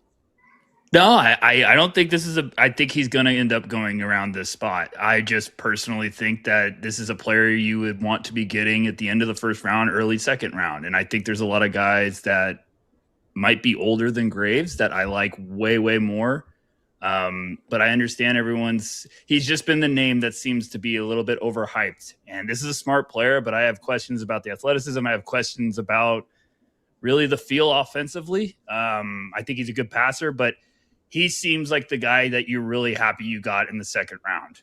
And I think some teams are getting a little obsessed about taking him too early. So I think this is where he's going to end up going. Yeah, so you just said that I'm an idiot. I'm one of these guys No, that falls in love with the he's Twitter gonna go hype and there. Twitter He's gonna buzz. go I there. look, I get it. I get it. Trust me, I get it. A lot of people hated Con Knipple at number 4 too. They said he wasn't an athlete. And look at Con Knipple. All right, don't they're gonna find a way. I think to it was figure smart. us. And I think That wasn't us. I love them. I know. I'm mostly just kidding. But I think the combination of having a guy that is a ridiculous athlete in Miles Bridges and a guy that is a Goodman level athlete in Alan Graves, it's a good pairing. You know, you gotta have a little balance on the basketball team. Corey, I'm going to you. Toronto Raptors with the 19th pick. Where are we going? I can't wait to see where we're going with this one. I was tempted to go a little, out of left field. Just it would have worked out. Guy said he needs a top 20 promise, but I'm not, because I think as much as they need size and they need rebounding from the center spot, like Jakob Poeltl is like their only like true big man who's over 6'9". Like that's a problem. They still need offensively tilted guard play. And because as much as I love, a Jamal Shed, like, he just is not a scorer. So I'm going to go with LeBaron Fallon. I think that his ability to create his own offense, to make plays, I think he was somebody that I struggled with because you watch him, you obviously understand why he's appealing. And then I was like, I don't know if I really buy the shooting, but he did make major strides this year. And unfortunately, I got to watch him, drill a couple of big step backs against my Johnnies in person at the Garden. But I think that if it wasn't for the fact that he's a $176 soaking wet, this would be a guy who would go a lot higher, because his handle is really, really special. His ability to create his own offense, play with guys, play with tempo. Like he's just got a lot going for him. And he made some major strides this year, even around the basket. So I'm going to get them a guy who can create with the ball in his hands from the backcourt spot here, instead of, going with the big guy that my heart maybe desired a little bit more. There's also a mindset there with Phylon where I remember a game, I believe it was at Tennessee this year, where it was the end of the game and Alabama was, I think they were down by 1, or it was a tie game. It was a final possession of a game, and he got a ball screen and got a switch, and he got a big guy on him, and he just cleared everybody out. And there's a video of him dribbling to the top of the key, nodding his head, going to be like, all right, this is what I want, and then breaking the dude down and going to score in the game, win the shot. So I like guards that are wired that way, so I'm willing to bet on LeBaron finally figuring it out. Rucker, you got the Spurs, who are playing in the NBA Finals, and they have the number 20 pick in this year's draft. How do you make this team better? How do you find a way to make a team that has a chance to be able to go and win an NBA championship better? I think you roll the dice and you swing for the fences. And there's one name that if it was still on the board and I'm the Spurs, I'd be running to the podium. And I know we got questions about medicals. We got questions about is he going to hold up long term? But in terms of building a team that could be a dynasty, this is where you take a swing. And I think I go run and take Jaden Quaintance here. I understand all the questions. I think he's going to be a name that is still on the board at this conversation, like right now, we're going to have on draft night. But I think with Quaintance, if you put him next to Victor, Dylan Harper, Stephon Castle, that could be one of the scariest defensive teams for years to come. I think with Quaintance, I would take him and be like, we're not rushing this at all. We're going to try to get you healthy and take care of this and make it so it's not a long-term thing. But obviously, this is going to be a tricky one because team doctor's going to sign off and everything. But like for me right now in this exercise with the field of 68, I'm running to get Quaintance. I think this would be too much of if it hits, oh my gosh, this could be special for years to come. Yeah, Goodman just texted me. Love that pick. Why, Goodman? Yeah, I mean, same reasons, right? The upside and the fit along with Wemby. Again, we got to see how the medicals check out. That's going to be the biggest concern for teams, and he's probably the biggest red flag coming out of the combine as far as medicals are concerned with that knee. But I think, again, if you give him some time, we know what his upside was. We saw what he did at Arizona State. He only played how many games at Kentucky? 3-4 games. And to me, again, this is a guy that's big. He's strong. He's athletic. He can really pass it. So to me, he fits in perfect. And high character kid. So he fits in perfectly here. Yeah, if you need a big guy that can just kind of catch and dunk when you have Victor Wembanyama pulling everybody away from the basket, seems like a pretty good fit to me. And again, he was a guy that was at the start of the season mocked as like a potential top 10 pick, and you're getting him at 20. That's a pretty good. Feels like the Spurs would obviously hit on that pick if they end up drafting him. We're going to go to the Pistons at number 21. Tyler Metcalf's going to be making that selection. But first, quick word from our sponsors. If you are a fan of soccer, if you love the beautiful game, I need to tell you about the $250,000 Pick'em free-to-play game on BetMGM. Throughout this summer's World's Game, you can predict what will happen each day for a chance to win some bonus bets. Go for a share of $10,000 each day. Here's how it works. For every day of the tournament, you can predict what is going to happen. If your total is the highest, you'll win a share of bonus bets. Just enter the $250,000 Pick'em free-to-play game on BetMGM. Answer questions each day to make predictions on what you think is going to happen. And if you get the most picks right that day, you will win a share of those bonus bets. Bet the World's Game this month with BetMGM and make it legendary. Soccer fans, when the U.S. scores, you can score too. Win a share of $500,000 in bonus bets for every U.S. goal. Here's how it works. Place a $5 or more pre-match bet on any World's Game match in which the U.S. is playing and apply your Goal Rush token. You'll win a share of $500,000 in bonus bets for every goal scored by the U.S. in the match. The bonus bets will be split among all eligible winners after the match. Bet the World's Game this month with BetMGM and make it legendary. Oh, welcome back to the Field of 68's 2026 Mock Draft Live Extravaganza. We're calling it an extravaganza here, fellas. Rob Dawson, Jeff Goodman, Corey Tulliba from No Ceilings, Tyler Metcalf from No Ceilings, and Tyler Rucker from No Ceilings. Make sure you guys go check out the No Ceilings draft guide. 80,000 words, 122. What, Tyler, how many is it? 100 prospects. Flat. 100 prospects, 80,000 words, and strengths, weaknesses, and you need to know about every single one of these guys. So make sure you go check that thing out. All right, Metcalf, Detroit Pistons, 21st pick. Who are you picking to play alongside Cade Cunningham? This is maybe the easiest pick of the draft for me. I'm sprinting to the podium. We saw how much they needed shooting, how much they needed secondary creation. Dennis Jenkins has had a great season. I need another point guard. I'm running to the podium to take Bennett Sturts, who can run the offense. He can play on ball. He can play off ball. Really smart decision maker. Better athlete than he gets credit for. Just insane shape. When we were at the combine and everyone was going through the shooting drills, guys were like bent over, exhausted, like dripping sweat. And Bennett Sturts looked like he had just rolled out of bed after missing like 2 shots total. The guy is a machine from outside, really smart playmaker, decision maker. And when he's not having to do absolutely everything for every single second of the game, I think his impact is going to skyrocket. And he's someone who can play that backup point guard role behind Cade, or even play next to Cade and provide some more of that floor spacing and secondary creation off of Cade's on-ball gravity. Goodman is sitting there punching air right now that he wasn't able to draft Bennett Sturts. Goodman, why do you love this kid so much? I'm okay with it. You know where the Final Four is next year, right? It's in Detroit. No. So I'll be staying at the Final Four at Bennett Sturts' house next year for the week of the Final Four, just so we know. No, I love this kid. I mean, his story, well documented. I mean, he had two offers coming out of high school. One was like a hometown D2, ended up going with Ben McCollum. Then he goes to Drake. He wins there, goes to the tournament, goes to Iowa, takes them to the tournament, takes them to the Elite Eight. He's the highest of high IQ guys. He's the highest of high character guys. He's incredible in the two-man game, absolutely incredible.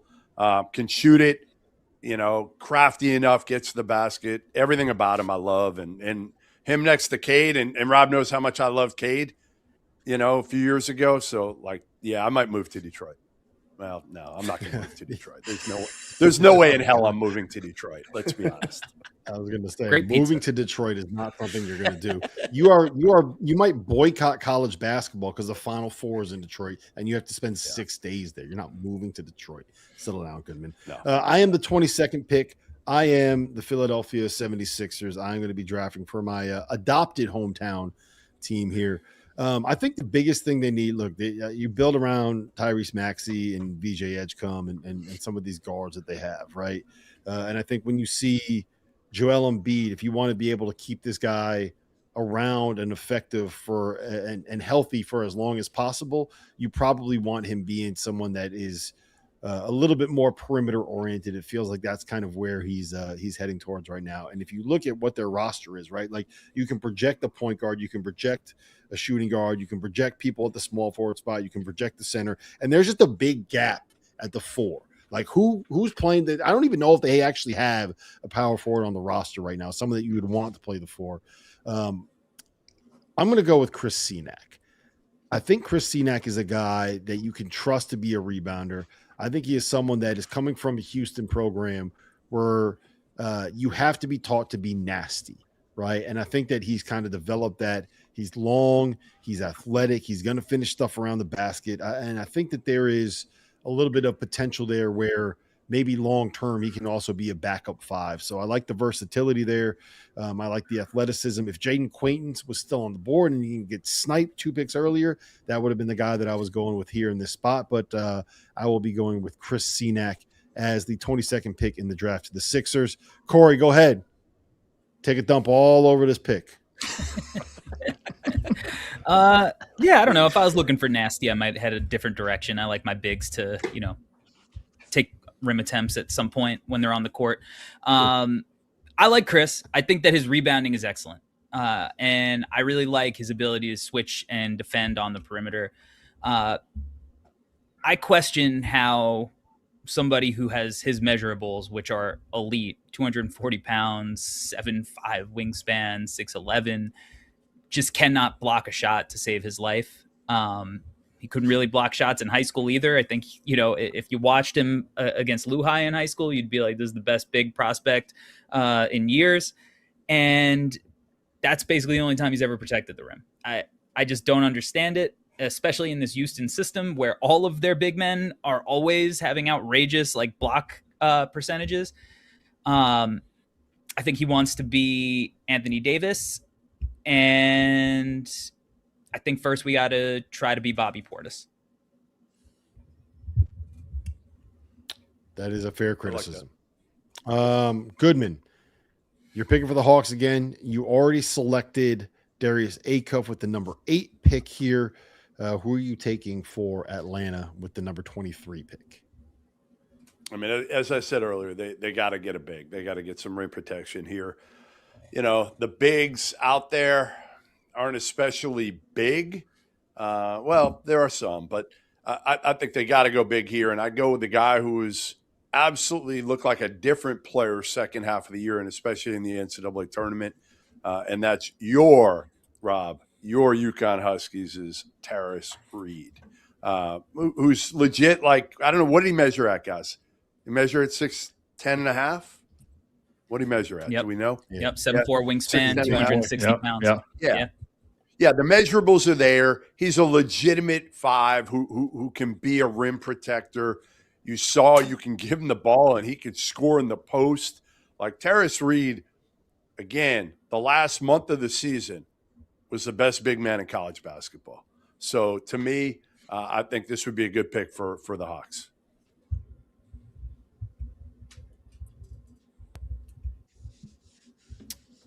Anybody? I'm with you.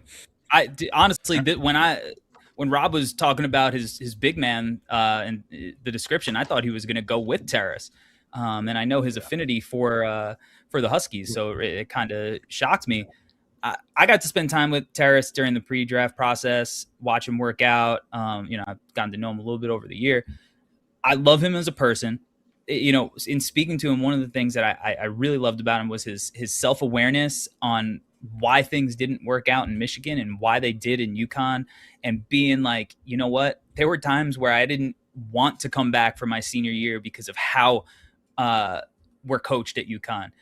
But I knew that like I couldn't live with myself if I didn't fight through that adversity. And then you look at the season we had, and it shows why you take those tough roads. I wouldn't be shocked if he also shoots it down the line. I know a lot of the indicators aren't there, but like I've seen him in workouts, and I know that doesn't mean everything, but like I could see that way down the line. But all of the big man stuff, he does really well. He sets awesome screens. You talk about, you just got Darius Acuff. Go get him a guy who you can't get over that screen. Like he's going to crush dudes.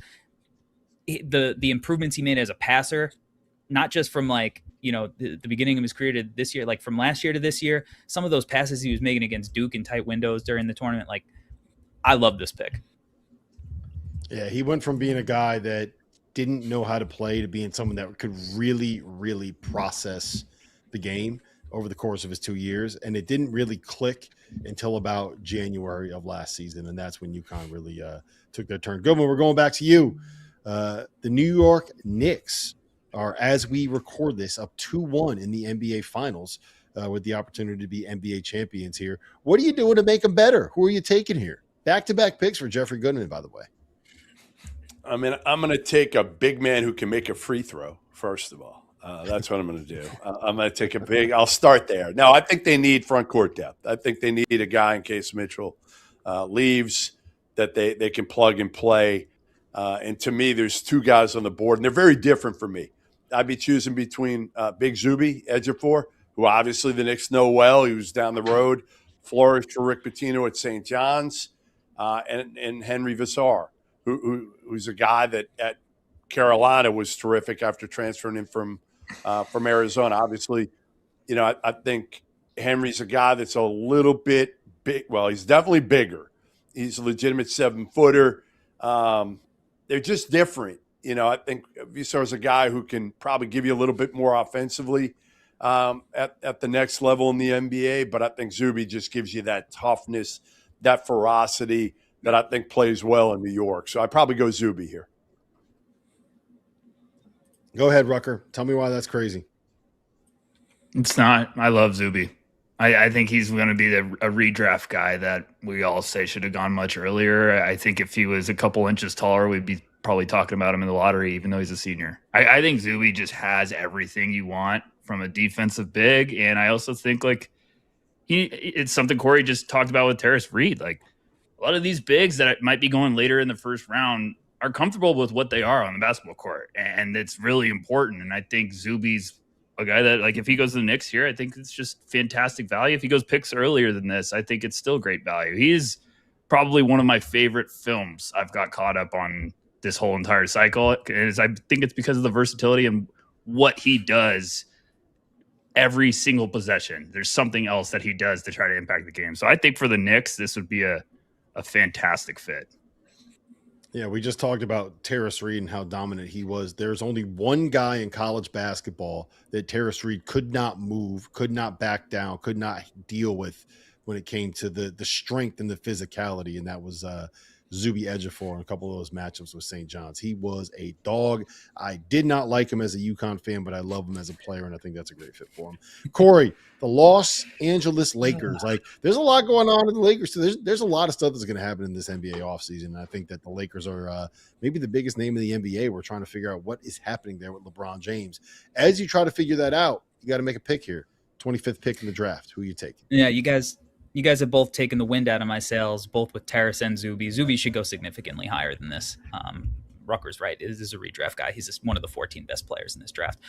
But I am going to go big man here, and I'm going to go with Luigi Swigo, who is somebody who, maybe a lot of people who are just tuning into the draft aren't super familiar with. He played overseas with Mega Basket, and this is where, your Nikola Jokic has played.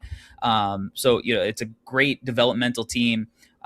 And this dude weighed in at 299 pounds, 7'3" barefoot. And if you like Ade Mara, there's a lot of similarities with Swigo. He's a really nifty passer at that size. He can take you off the bounce. He shoots it better than Mara does. Mara's a better defensive player, though a little bit older. But the Lakers need size in the front court. They need somebody with a pulse in the front court, somebody who likes playing basketball, because we know DeAndre Ayton's not that guy. So I think that this is definitely not a guy who's going to help you win now, but honestly, even with taking older players, there's not a ton of guys who are like, we can help you win. This is going to be a developmental piece. And I think that's fine because Austin Reeves and Luka are both young enough to, let somebody develop over the next couple of years. So really fun prospect. We'll see if he's willing to stay in. The withdrawal deadline is coming up in a few days on the 13th for the international prospects, but I think he should be in consideration here.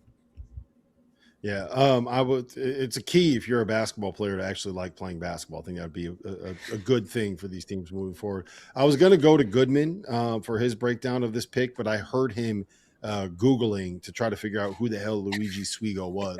So I don't think we're going to go to him. Oh, he was going to go to Villanova. He was going to Villanova. Come on, what's going on here? We're going to go to Rucker with the Denver Nuggets. One thing I do want to say is earlier, Corey did say that he did not think that Nikola Jokic was sexy. And I think I would love to see Corey tell Nikola Jokic to his face that he's not sexy. Rucker, who are you adding to the non-sexy Nikola Jokic? I meant in Denver play Nuggets style. I've seen the shirt off pictures. I'm pretty bummed here from Denver because I think I just had about 3 straight bigs that I was hoping would be on the board come off the board. So look, I'm gonna. If I'm Denver, I think you keep looking for someone behind Jokic that could give just some minutes and be a good piece.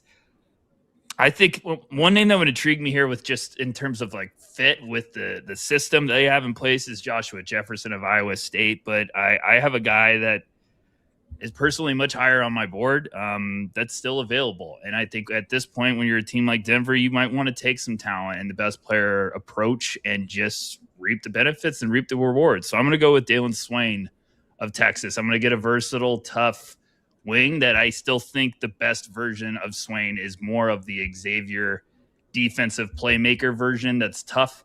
I think he got to do a lot of stuff at Texas this year that was really, really impressive and probably big for his development. But I think the best version of Swain is a player that meets in the middle. And I think he can be a very, very versatile and impactful talent for years to come. If Denver loses Peyton Watson, I think that Swain could step in and try to be that type of piece for them. So I'm going to go with Swain there. All right, Metcalf, you got 30 seconds. What do you make of this Dalen Swain pick? I think the value is tremendous. And I know we all kind of keep expecting Peyton Watson to get paid, but it's like the guy's going off of 30, 35 awesome games and a couple years of major question marks. So just bringing in more dynamic, physical, versatile wings like Dalen Swain is never a bad thing. And when you scale down his role a little bit, I think we see the defense get back to like what we saw at Xavier, plus some of that on-ball creation stuff in a complementary role that we saw at Texas. Yep. Goodman, the 27th pick, the Boston Celtics. You like to claim that you're a Boston fan. You like to claim that you're from the city of Boston. We all know that you are from Framingham, which is not Boston. Who are the Celtics taking? It's the city of champions, by the way. Get it right. The city of champions, Robert. And Brad Stevens, the best GM on the planet. Sam Presti, I know, also hails from Boston, by the way. Went to Emerson. But Brad Stevens is the best GM on the planet, and he would be ecstatic right now to have Henry Visar on the board here at 27. They need a big desperately. They need an offensive big in the worst way right now. Neemias Queta is great defensively, but he can't score outside of 5 feet. So Visar would be great. He's a stretch 5-man who can rebound, who can, again, space the court and make threes. And in Joe Mazzulla's offense, you better be able to shoot the three. So the 7-footer really, really fits in with what Boston needs. Yep. Corey, what do you make of this pick, Henry Visar? I love it. I love this pick. I love him as a player, and I think this makes a lot of sense. Yeah, I'm not the biggest Visar guy here, but as far as what Boston likes to do and with having bigs who can space the floor, and and all the things that he can do on offense. I mean, that's why they went and tried getting Vucevic, who's, just a little bit past his prime in this situation. You saw the success that they had with Porzingis playing that stretch role, like even, sizing down a little bit, Al Horford, how important it was for him to be able to space the floor out of the front court. So I think it's a great fit for both parties here. And it's definitely one that I could see working out. And that's an organization who has just been so good at developing their guys and being patient. So yeah, it'd be a great value pick here. We are going to pick number 28, the Minnesota Timberwolves. Metcalf, that is you. This team just desperately needs point guard help. Love bringing in Ayo Dosunmu, but that's kind of it. Mike Conley, incredible career. It's about over. So I'm going point guard. I'm going international. I'm going Sergio De La Rey from Valencia. He has positional size at 6'5", 6'6", depending where you look. The shot improved a ton this year, up over 40% from three across competitions. Really good slasher, incredibly dynamic and creative, and intelligent playmaker, smart team defender. So I think this is a guy who has a lot of room to grow as a player still, but can come in early, do the little things, play his role, stabilize that second unit with just running the offense, being able to dribble and handle ball pressure and move the ball, make the right pass, find the open guys, and make life a little easier for everyone else around him, while also providing some sort of spot-up capabilities when the ball isn't in his hands. Goodman, where was Sergio De La Rey going to college? I don't know, but I hate Corey. No, Rucker, what do you make of this pick? Corey. Can I say that? Corey jinxed the Canes. He jinxed the Canes. They were up 3-1, and he had to open his mouth, and now it's tied at 3. Thanks, Corey. Thanks. You're never dangerous coming lead, out. as Corey said. This is a one and done. You are officially a one and done, Corey. You guys were waxing poetic about my hockey knowledge earlier, and I just wanted to show another example of how well versed I am on that end. Rucker, you got 20 seconds. Talk to me about Sergio De La Rey.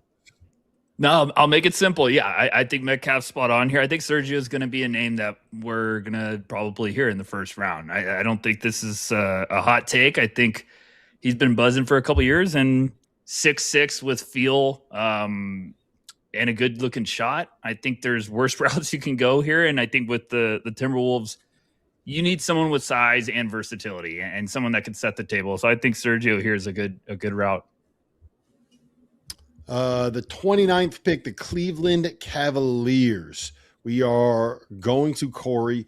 And this is your last pick, Corey. This is your last chance to really stand out and make a name for yourself on the field of 68 mock draft. Are we going like straight and narrow? Are we going completely off the rails? Are we going with someone that Goodman hasn't heard of? The Sergio De La Rey pick was a really good attempt to try to get someone that Goodman's never heard of. What do you got for us, Corey? No, I mean, I did in my mind, I thought like Ugonna Onyeso could be interesting here. It could give them flexibility to move on from Jared Allen potentially and kind of, go out and look for somebody who fits on the wings a little bit more as an impact player and breaking up that front court, because I don't think they should move on from Mobley. But I also think that this team needs a dog. This is just a team with no heart. And I like if you go down their roster, like they're pretty loaded. Like they have a ton of dudes on their team who are really good basketball players. So I'm going to give them another guy who could play off ball, doesn't need the ball in their hands. They got two guards who like to have the ball, have the rock. I'm going to get them a play finisher who's got a strap. I'm going to go with Isaiah Evans here. Isaiah Evans is a competitor. He'll bring that fire. He provides a skill that they value in guys like Merrill and Strus. And I just, I think that he could inject hopefully a little bit of a pulse into this basketball team.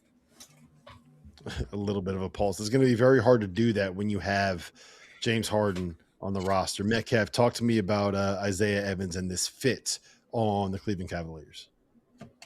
Yeah, he plays with major FU attitude on both ends of the floor. Rail thin, but doesn't play like it. And the defense grew a ton. Absolute sniper from outside. I think he goes a lot higher than 29th. Rucker? Completely agree. I think you just, for Cleveland, you got to get some guys that just want to go to battle. And like the James Harden joke was incredible. I'm Rob going James Harden, the mellow ball. You really have a type of player you just don't like. So. yeah. I like guys that care about winning just a little bit. I like guys that care about. Corey likes guys that like basketball. I like guys that like winning. Speaking of which, guys that like winning, I put Cooper Flagg in that conversation. I am picking for the Mavericks. It's the last pick of the first round. We already got Braden Burries to put alongside Cooper Flagg, and I think I was going to go with Isaiah Evans because I was thinking shooter, the Duke connection. It feels like there's a lot of Duke bodies that are ending up at that the down there in Dallas in that organization. But I'm going to go with a different picker. I'm going to go with Josh Jefferson. And my thinking is just kind of when you have the playmaking of Cooper Flagg and you have a guy that can kind of be like a jumbo creator, I think down the road, I think putting another forward that can be a little bit of a shooter, that can be a floor spacer, that can be someone that can play in short roles, where when you have a rim protector like Derek Lively, that maybe some of the defensive question marks won't be as pronounced. So I love Joshua Jefferson as a player. I like his fit here alongside Cooper Flagg. And if I'm being totally honest, I was mentally prepared to pick Isaiah Evans in this spot, and Joshua Jefferson is now the highest guy on my list that I have left, and I didn't know what else to do. I was stuck in this spot. Corey, go ahead. Tell me why I'm wrong. No, I like Joshua Jefferson a lot. I think he's a really solid player. I don't think this would be a bad pick. But what I know about Mike Schmitz, who I got to work for a few years right before he went and took a job with Portland, is that I think that while he does value high feel versatile guys like this, I also think he looks at the draft as an opportunity to potentially try to get players that you otherwise normally can't, that have like some kind of special ability. And that's why, you see a Shaden Sharp get drafted despite the lack of information. It's why you saw a Jan Hansen go last year, trying to find that special. And I do think that, there may be some guys left on the board that just have a little bit more uniqueness to their games that maybe would interest give me a couple. Mike and throw a couple MSI. out there. If I'm not mistaken, Koa Pete is still on the board.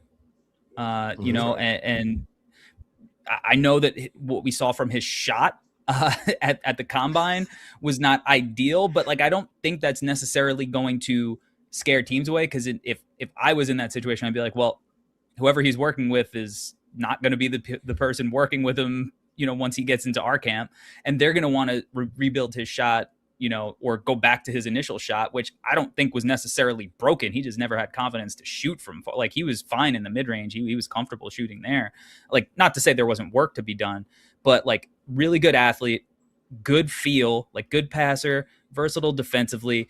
And like a guy like him in this exercise falling out of the first round, while I kind of can understand, like, this is another dude, you said you like winners. Like, this dude proved that he is a winner throughout his youth career, deep tournament run.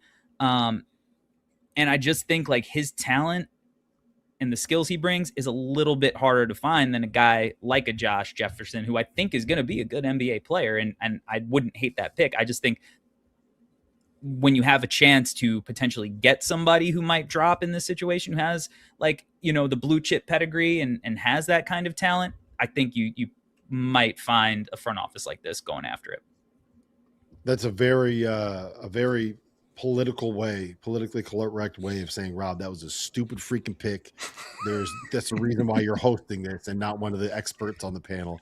I appreciate and respect it. I'm going to hit all three of you guys, the No Ceiling guys, on the best second round potential guy that is still on your board right now and the guy that you like the most out of this group.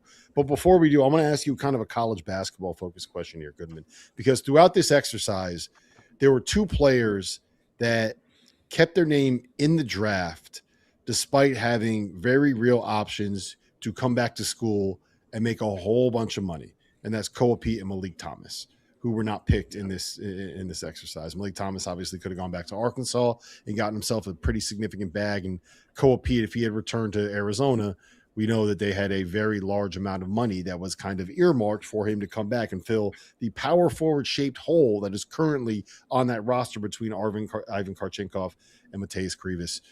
Is this kind of a warning sign? Like, is this something where they should be worried about the fact that we have 5 people on here and none of them, except for Corey at the end when he told me I was dumb, took Koa Pete or Malik Thomas with any of those 31st round picks? I mean, there's going to be a few of these guys that slide out of the first round, and I think it will be. I think it'll be for next year a little bit of a sign to some of these agents. And again, I don't blame the kids necessarily. They're in most cases listening to the agents telling them what to do in these cases. And Koa Pete certainly represented by Rich Paul. We'll see. We'll see if he can go in late in the first round or ends up slipping in the second round as a non-shooting, athletic, undersized four-man. Malik Thomas, I think, gets in the first round. But again, who knows? He does. Somebody else is sliding at this point. Does Visar, who had a chance to make a shit ton of money coming back to Carolina, did he make a little bit of a mistake? And could he fall out of the first round? We'll see. But there's going to be, probably 2-3 guys that we're going to look at and say, like, probably should have went back. You left probably, $3 million at least on the table in doing so. Yep.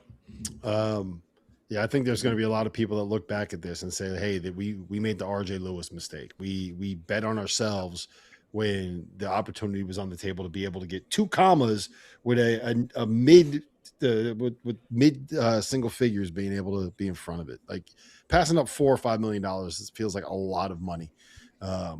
When you could have come to be a college basketball player.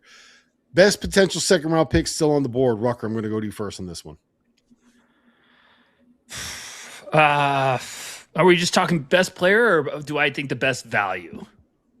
Your favorite second round pick? Like I would say, give us a sleeper, not Koa Pete, not Malik Thomas. Okay, give us somebody thank you. Okay, love. okay, yeah. Look, I've done a complete shift. I'm an Arizona Wildcats fan. I've done a complete shift. I like Jaden Bradley. I really think that in terms of second round players, like these are guys I want that what you are on the basketball court. You're not being unrealistic with like, I'm going to get drafted here, but I'm going to be the star of the team. Like, no, can you star in your role? I think Jaden Bradley, watching him, what he's done the last couple of years at Arizona, his game has shifted. I think his approach has shifted. He's impressed me with some games with not even scoring, like just understanding how to slow down the team, put people in the right position. Seeing him at the combine, I thought he was fantastic in scrimmages. I think he's going to be a really good value in this draft. And I think Jaden Bradley is going to be one of those guys that a team's going to be like, man, we found some good value with Jaden Bradley in the second round and our first round pick. We had a heck of a year. So I'm going to put Jaden Bradley as my guy. Metcalf, give me a name. This is a guy that I really haven't liked for the vast majority of his college career. But the more I dug back in on his film from this year, seeing him in person at the combine, I think Baba Miller could return tremendous value in the second round. The way that he can spray the ball all over the court, really fun, creative, connective passer, really good defensive rebounder. The defensive playmaking as that weak side rim protector is really encouraging. And, didn't shoot it well this year, but there's, maybe some long-term potential. And when he's scaled down and his decision-making is really simplified and he doesn't have to overcomplicate anything or create anything for himself, I think there are some really fun high-end like rotation type of outcomes with him at his size, with his athleticism and his ball skills. Corey, give me a name. Well, first, I just want to say we've been on the college basketball show for nearly 2 hours and nobody's complimented me on my one-of-one Kirk Heinrich skateboard in the background. So shame on all of you. I'm going to go with Tyler Bilodeau. from Ooh, UCLA. I like it. I like that one. Yeah, that's a good one. He's last year I was shouting from the high heavens that John Poulikitis is an NBA player. Tyler Bilodeau is 6'9" with a 7'1" wingspan, 230 pounds, and he shot 52, 46, 87 this year. Like, this is a dude who is just going to get chances in the NBA because he can shoot the crap out of the ball and he's big. Like, it might take a couple of spots, because he's obviously an imperfect player. We didn't take him in the first round, but he's just way too good of a shooter. And he's way too big to not be in the league for a while. So he's also just watching him shoot. You just go, how does he get in the gym with NBA teams? And there's just not somebody there who's like, oh my God, this is the prettiest shot I've ever seen. We have to get him in our gym. So I think he's got a real shot. Goodman, you got a name? I actually like Bilodeau. I was thinking of taking Bilodeau with the Celtics at 27 as a Sam Hauser replacement, even maybe better than Hauser, because I think he can do more than Sam can. I would say I like Dylan Mitchell as just a really good role guy. He plays so damn hard now. He knows what he is now. He didn't know what he was the first couple of years, and he fought it in college, and now he's embraced what he is, which is an MFer who's the highest level athlete, who's going to defend at the highest level and just impact winning. So I love Dylan Mitchell as a second rounder. You just pick, he's going to make your team. He's going to make your team better. That's exactly who I was going to go with. Like, I envision him being like a supercharged Josh Hart. Like, remember the Fast and the Furious movies? I remember when they would be racing and they would hit that NOS button and all of a sudden the car would be going from fast to boom, it takes off. Like, it's Josh Hart if you hooked him up to some Fast and Furious NOS with Dylan Mitchell. If I have to give another name, I'm going to go with Alex Karaban, and it's not just because I'm a UConn fan. I think he is the quintessential role guy. He's going to be a plug and play shooter. He knows where he's supposed to be. He's not going to have a problem being the fifth guy on the floor. He's not going to have a problem being the eighth guy on the roster. You're not going to have problems in the locker room. He's going to work hard. He's going to do all the stuff that you need to have a rotation player do in the NBA, and he's going to be a versatile piece. So I think he makes a lot of sense there. Listen, we've been here for 2 hours and 7 minutes now. We were going to try to get this done in 90 minutes, and then Goodman just kept talking and talking and talking and talking. No, I got one more thing. I got one more thing to say before we're done. I got one more thing before I let you sign off as the host here. I just want everybody to know how good these dudes are. No ceilings. Yes. These guys are – there's a reason we partnered with them. I've been doing this a long time. I've been watching a lot of these draft slapdicks come and go. These guys are as good as it gets. They work their asses off. They're out there. They're at games. I've seen them at games. And they're – the one thing I could say about them that I think separates them from so many others is, and you can hear this with all three of them tonight, they are not going to just kiss ass because of agents. They're not. They're going to tell you how they actually feel. They're not going to worry about that and tell you how every workout, every guy made every shot and looked great and this and that. So, they're going to give it to you real. They're going to do their homework, and we love them. So if you don't follow them, if you don't get their draft guide, get it now. 2 weeks left to read up on everything. They got whatever it is, 80,000 words or something like that. Way too many words for me to read. 80,000 words, 100 prospects, and just okay graphics. That's what they got, Goodman. You think that's funny? I'll take that personal. I know you will. They literally, look, we're going to go more inside baseball here. We're only saying that because you showed up late and Tyler Metcalf was like, hey, listen, make sure you make fun of his graphics. Yeah, Metcalf's great. Really nice guy. Love Metcalf. Here for more under the bus. No, in all seriousness, make sure there'll be a link in the description for where you can go get the No Ceilings draft guide. Make sure you check that out. Follow Corey, follow both of the Tylers. Unfollow Jeff Goodman. Your feed will be a lot better for it. My name is Rob Doster. Hey, and shout out to Dagan Hughes. You want to talk about graphics and getting things done? Dagan Hughes, the man behind the scenes, pulling the triggers, pushing the buttons, making sure that this thing looks pretty good as well. Dagan, we appreciate you, even though we had to sit here and watch the Phillies blow a lead in the bottom of the ninth in the most unfathomable way possible. This has been the Field of 68 mock draft.